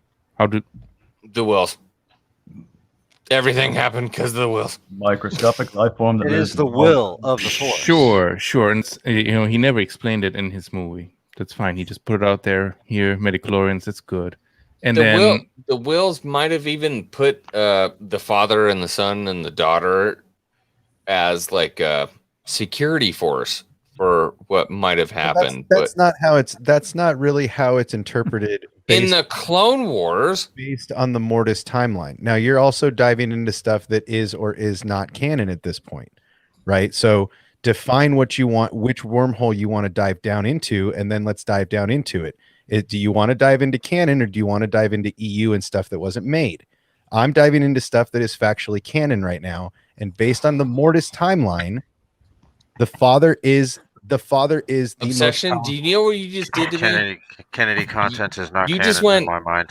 Well, actually, in canon, actually, I'm just telling you that if it depends on which wormhole you want to go down in. If you want to talk an EU argument, then let's talk an EU argument, right? If you guys want to talk in the active canon argument, then let's talk in that argument. It depends on which wormhole you want to dive into and which rabbit hole you guys choose. I can go either way. Weren't the wills? You were supposed to stop at 9:05. I know. You were supposed to stop at 9, and now it's 9:05. Yeah, I mean, so it just depends on which direction you want to go. I'm not being one of those, this isn't canon, it doesn't matter. I'm just saying, if you want to dive into books and EU, let's talk that conversation and leave the Clone Wars and Rebels completely out of it. But if you want to talk about stuff that they're making current content off of, then let's talk about that. It just depends on which rabbit hole you want to go down. I'm not saying either way. But it seems like they're going to be including the EU. Though that's the whole thing, right? They're inspired by. As soon as we saw Tantus, I knew we were going EU. So according to DC, there's supposed to be a Zahn trilogy coming. Well, that would be dope too. But I mean, Thrawn and Thrawn is going to be part in what is it? The Book of Boba Fett or Mandalorian 3? We don't know where he's going to show up yet. Yeah, it's very confusing, but he's supposed to be in there, but probably just not. Well, I mean, I think what they're trying to do is they're trying to connect all these different shows somehow. That's what I'm thinking. 4D chess. And I also think I think they're making stuff up as they go. I really do. Well, I mean, no, they're not. No, they're not making it up as they go. I can promise you they're not doing that. They're adapting it. Whatever. Thrawn is coming in the Ahsoka. Lucas is still sitting there on the sets with them, isn't he? He's still consulting them, so he's still giving them input. So right, but the story arcs have been written away from where he was going anyway. So at this point, even Rebels and the stuff he may or may not been involved in, but even the Clone Wars stuff, these arcs he wrote and was a big part of. There's definitely a plan. There's definitely a game plan, and for Thrawn, it makes the most sense that we're going to see Thrawn and Ahsoka because that's who's looking for Ezra. And the last time we saw those two, they were together. So the game plan for these guys is how do we not upset the fans? No, the game plan. If they didn't want to upset the fans, they would have done things a little differently. Because the fans are never going to be united, right? That's just the end of it. Like you're never going to for a few short weeks after the season 2 finale. Even then, there's always. Listen, I just want to be positively entertained and not constantly being preached at. And if that show does it, then I'm all for it. Whatever they do. Well, really. I'm easily entertained. Well, I mean, there's a lot to be said on what's coming, and there's a lot of concern from certain groups about the shows on deck, and what's going to happen because they're worried still about the Kathleen Kennedy influence, even though she makes no story calls anymore. So really, it's just going to depend on what happens over the next year, right? It's going to start off. Visions is going to create a big divide because some people are going to love some and some people are going to love others. And I don't think it's going to make a divide. I don't think so either. I think actually they will be very self-contained little units from what I understand. Canon, so it's its own thing. Yeah. Yeah, but people find hate everywhere. Man. People find hate everywhere. They're going to find a way. But it is what it is. You just got to ignore the nonsense sometimes. Well, but that's the thing is there's always going to be unhappy people with Visions. There's going to be unhappy people. Oh, why'd they do that kind of anime instead of this kind of anime? Right? There's always going to be that stuff, especially with the bunny stuff. But then you're gonna you know, can we just simply enjoy something without constantly bickering? You're Probably not. Are you a member of the human race? I mean, it's the internet, but the problem is that I am a think that trigger people fish, just so probably ignore the not. nonsense. Like, listen, it's like if you don't like something, that's fine, but like you don't have to engage with it. Like you don't have to like constantly just like battle over it. You don't have to constantly just inject into it. That's the thing about the internet. That's the thing about social media. With Star Wars Visions, like of anything Star Wars, anything fandom related, anything fanboy or fangirl related, there's always going to be detractors, there's always going to be lovers, there's always going to be haters. But like I think that if there's a personal responsibility when you have to just like, okay, you know what, it is what it is, and just move on, like not harp on it. But I agree. not everybody is built like that. We got 4 right? minutes and 30 seconds. So there's going to be a lot of if and what's and buts when the countdown. But at the same time, Boba Fett comes out, and that's going to put us in a direction. And then Kenobi comes out, and that's when all the bets will be settled. What? Okay, really fast before this goes. What's the bet? I'm very curious now. Yeah, I'm curious. Like, what's the money thrown down on this? It's real simple. Do they break canon with Kenobi? No, I don't think they break canon. It's real simple. No. That's my bet. My Dave bet Filoni is ain't that stupid. that Kenobi doesn't break canon. No, I don't think so. No. Into episode 4. I say no. The other guys are worried. Fatal J, I bet Fatal J $100. I bet Fatal J $100 to his 1. Okay. And I bet X-Wing, I don't even remember, my 100 to his 1 probably. I don't even remember either. But yeah, my bet is that they don't break canon with Kenobi. Now that there are details in that. There are, does he go off world? Does he do this? There are some stipulations. Now, I don't think he will break canon in the sense that he will actually fight Vader again. I don't think that's going to happen. Right. Abandon. I don't think so either. Yeah. Will he go off world? Maybe. We'll see. Right. Well, for me, abandoning Luke breaks it. I don't think that would be necessarily abandoning Luke. See, and that's what I'm saying. It's too deep to go into in our 2.5 minutes. It's a 10-year gap. That's the thing. That's I the bet. I could go on for another hour. That's what I'm saying. That's a whole nother thing. But I have so much faith in Dave Filoni and John Favreau and the team that they put together to make Kenobi. John and Dave, we trust. That I trust that they are going to do such a good job that they're not going to break the things that we hold as old values from the original trilogy. So that's the bet. They're one of us. They are fans. Yes, they are 100%, man. I think we'll be safe. I think there's a 10-year gap between when Kenobi takes place and when A New Hope happens. So I think, like, again, 10 years is a long time when you really think about it. Like, there's a lot that can happen. I mean, we're only 5 in the beginning of Mando after freaking the Death Star blows up. Yeah, after Return of the Jedi. So, like I said, we can get into more of that. We'll bring Fatal J on to have that fun conversation, and I'm going to post the money on the wall, like I told him. Fatal J. Yeah, fine. Why not? It's okay, Commander. I got your back. You just send me a link. So, but yeah, I love Fatal J. The reason I love Fatal J is it's like the buck stops with him. He's like, nah, this is what's happening. Yeah, that's what led to the bet, because I was like, fine, put your money where your mouth is. And he's like, you talking about ABJ? Yeah, that was on ABJ. Yeah. So anyway, yeah, we've got about a minute and a half. None of us can say where the buck stops because, quite frankly, we're not creating these shows. Period. Yeah, truly. So this is not usually what we do with Boomer Council. I'm gonna pull the guys out real quick. I'm gonna pull you out, Ghost Rider. I hope you. I really hope you join us on one of these hangar bays because you have so much good stuff to say, man. So thank you for being here. You just send me a link anytime, Commander. I will, if I am able, I will join. I do in the Discord. Every time we do a hangar bay, I always drop it in the general. So this is the if first anybody time. wants This is to the join, first time I saw it, and I was like, "Oh man, I'm gonna go." I'll do an announcement next time. Yeah, for sure. Because I want you there. I I like your input. But I got to pull you out. Anything you want to say before you go? Go check out Daryl the Derelict on the Vac Tube. Sometimes I'm over there on with Darth Arlene and Cash Money. and we Good people. we rant and rave. You know, we're a Good bunch stuff, of man. hooligans. All right. I appreciate you. I'll see you on the hangar bay next time. Mr. Lugo. Yo. Big old fancy man. You got like 3,000 subs or something like that. Big I'm guy. getting close to it. I'm not there yet. Just constantly swashing your Cabernet in front of the camera. Yes. How was the wine? Was it good? That just looked The very wine was wrong. good. X-Wing. Believe it or not, I finished the bottle tonight. Finished the whole bottle. Okay, good I'm for feeling you, good, man. so I feeling the appreciate buzz. that. Yeah. Do you want to plug anything on this channel that has Yeah, a third of sure. your I mean, subscribers?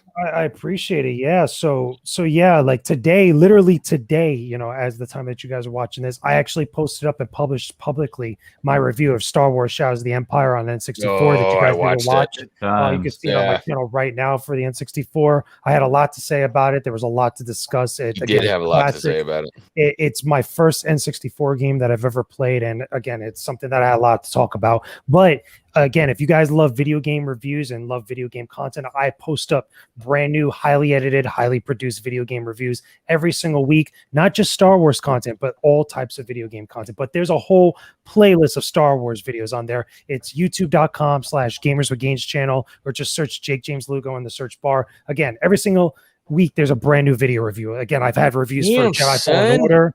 I've had Star Wars, Super Star Wars. I've had Republic Commando. I've had a ridiculous amount of content that you should definitely check out that I know that you'll probably love. But go show some love. Give me a sub. Hopefully we could grow the channel and it could be a lot of fun. I could do even more cool stuff that you guys can enjoy. Wicked, man. Damn. Can I get a copy of that? Of course. I'm just going to put X-Wing in front of everything. Yeah. All right, man. Appreciate it. Hope I see you on Sunday, okay? Anytime. Take All it right, easy, buddy. dudes. Man, that was a cool pitch. I want a cool pitch. Bello, what you got? I have a channel, but I want to just plug Larry the Stormtrooper. He's a really funny guy. He makes a lot of Star Wars funny content, animation, and really good stuff. So go check him out. Go check me out. Hell yeah. Well, Bella, we love you. I mean, you're a fellow member of the EBN community. Obviously, I love my EBN community. Still have my I'm still waiting for old Star Wars nerd to send me this holder because I have the thing, but I just don't know where to put it. Yeah, It's here. I need a holder too. Yeah, I need a holder too. Did you get one? Did you order from him? I haven't ordered one. No, I need one. No. I need one. But EBN He makes them. is. I think he 3D prints them and then paints them. Yeah. Yeah. But we love Echo Base Network. We love all the friends we've family, made for there. sure. Yeah, definitely. I Yeah. would call a sister channel, even though I don't have the clout to call it that. This is a sister channel for me, for sure. So I appreciate you, Bello. Thank you for coming. Thank you. Thank you. Thank you for having me over, man. Yeah, that was a good conversation. So I will You're see welcome. you on Saturday, most likely, huh?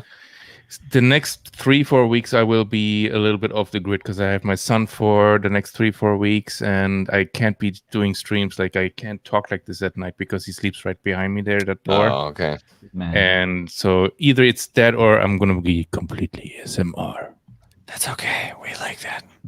Awesome. Then I might show up and creep you guys out. Bye. All right. All right. Thanks, Bello. ASMR. Get me freaked out. What a good guy. Man, I love that. Love that. All right, Charlie. Mr. Charlie. Hello Charlie. there, gentlemen.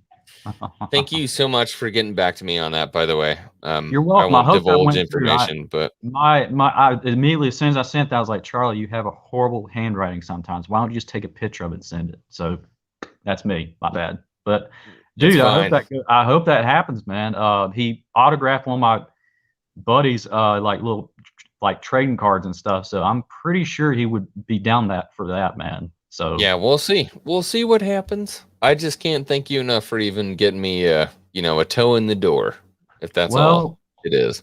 Well, anytime, man. I mean, for God's sakes, you have these awesome things and you sit here and chat with us about awesome stuff and vice versa, man. So it's the least I could do. I go through By a lot of nerds for nerds, right? Yeah, right. Always good, man. Come on. Anything you want to say? Anything you want to plug before you pop out? Yeah, because my channel's evolved. No, not really.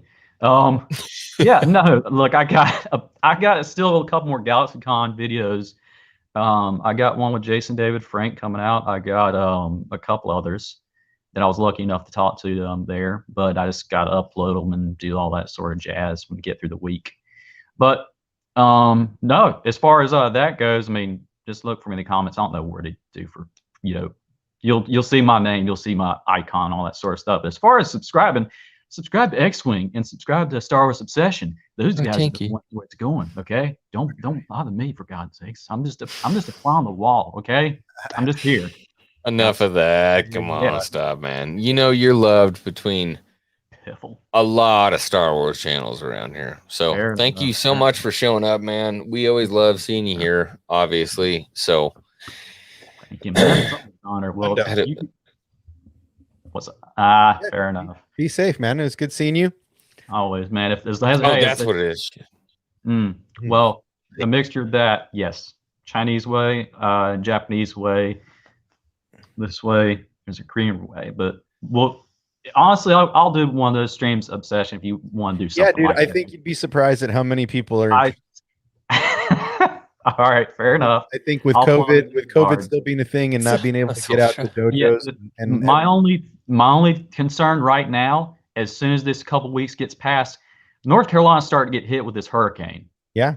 So that's my only. Well, and like I said, I think just start it out and do what you got to do. But I think you'd be surprised. I think you'd have more response than you think, because a lot of people are looking for entertaining ways to learn new things when they're not able to go out all the time. So I think you might find more people enjoy it than you think, and it might be a nice little new thing for your channel. Thank you, man. I appreciate it. Yeah, definitely. As soon as all this crazy weather passes, and I don't want any lag or anything like that, so I'll be more than happy to. You guys rock as always, and I can't say enough awesome things about you two gentlemen. So I'm just going to ninja vanish out here. My only request for Obi-Wan, and I'll leave on this, as long as I get to hear Liam Neeson's voice, I won't have to. You're killing me with that one. All right. I have spoken. You got to take it thanks, easy. Josh. See you, buddy. It was a horrible stream. It's a horrible stream. 3 hours and 6 minutes. Hated it. How can we wasn't a fan. Yeah. Can't believe it. It's We're supposed gonna have to fix that next time. Yeah.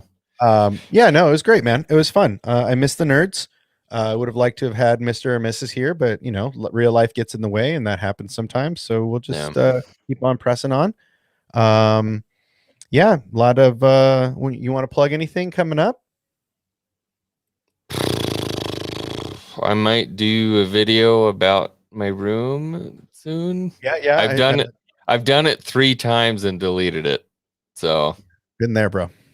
Don't hold out hope for the room tour. I spent all day yesterday doing that Ezra video, and I just can't dive back into it today. So it's just such a problem being famous. You know, it's so hard. Yeah, it's so hard being famous. Oh my God, it's actually hard editing content over and over, and the mouse giving you the house. I just don't want to tell girls my cup size. You know what I mean? I hate it. All right, guys. Well, thank you so much for another edition of Boomer Council. Definitely the longest one. Yeah. 3 hours and 10 minutes, basically, at this point. If we didn't bring in the fun people, we wouldn't have been this long. So it was great to bring in some fun people and to change it up a little bit. So I enjoyed that. And we didn't have anybody call you out for being toxic on a Boomer Council. Shocking, which I thought this was going to be the salt. So it wasn't the salt like we thought it was. So no. Cool, man. Well, let's get up on out of here, and we'll try it again next week. Hopefully we'll have the Mr. or the Mrs. join us, and we'll have some more Star Wars stuff to talk about. Can't see me. That was John Cena. Probably a good time to end it, right? Sounds good to me, dude. Do it. Have a good night.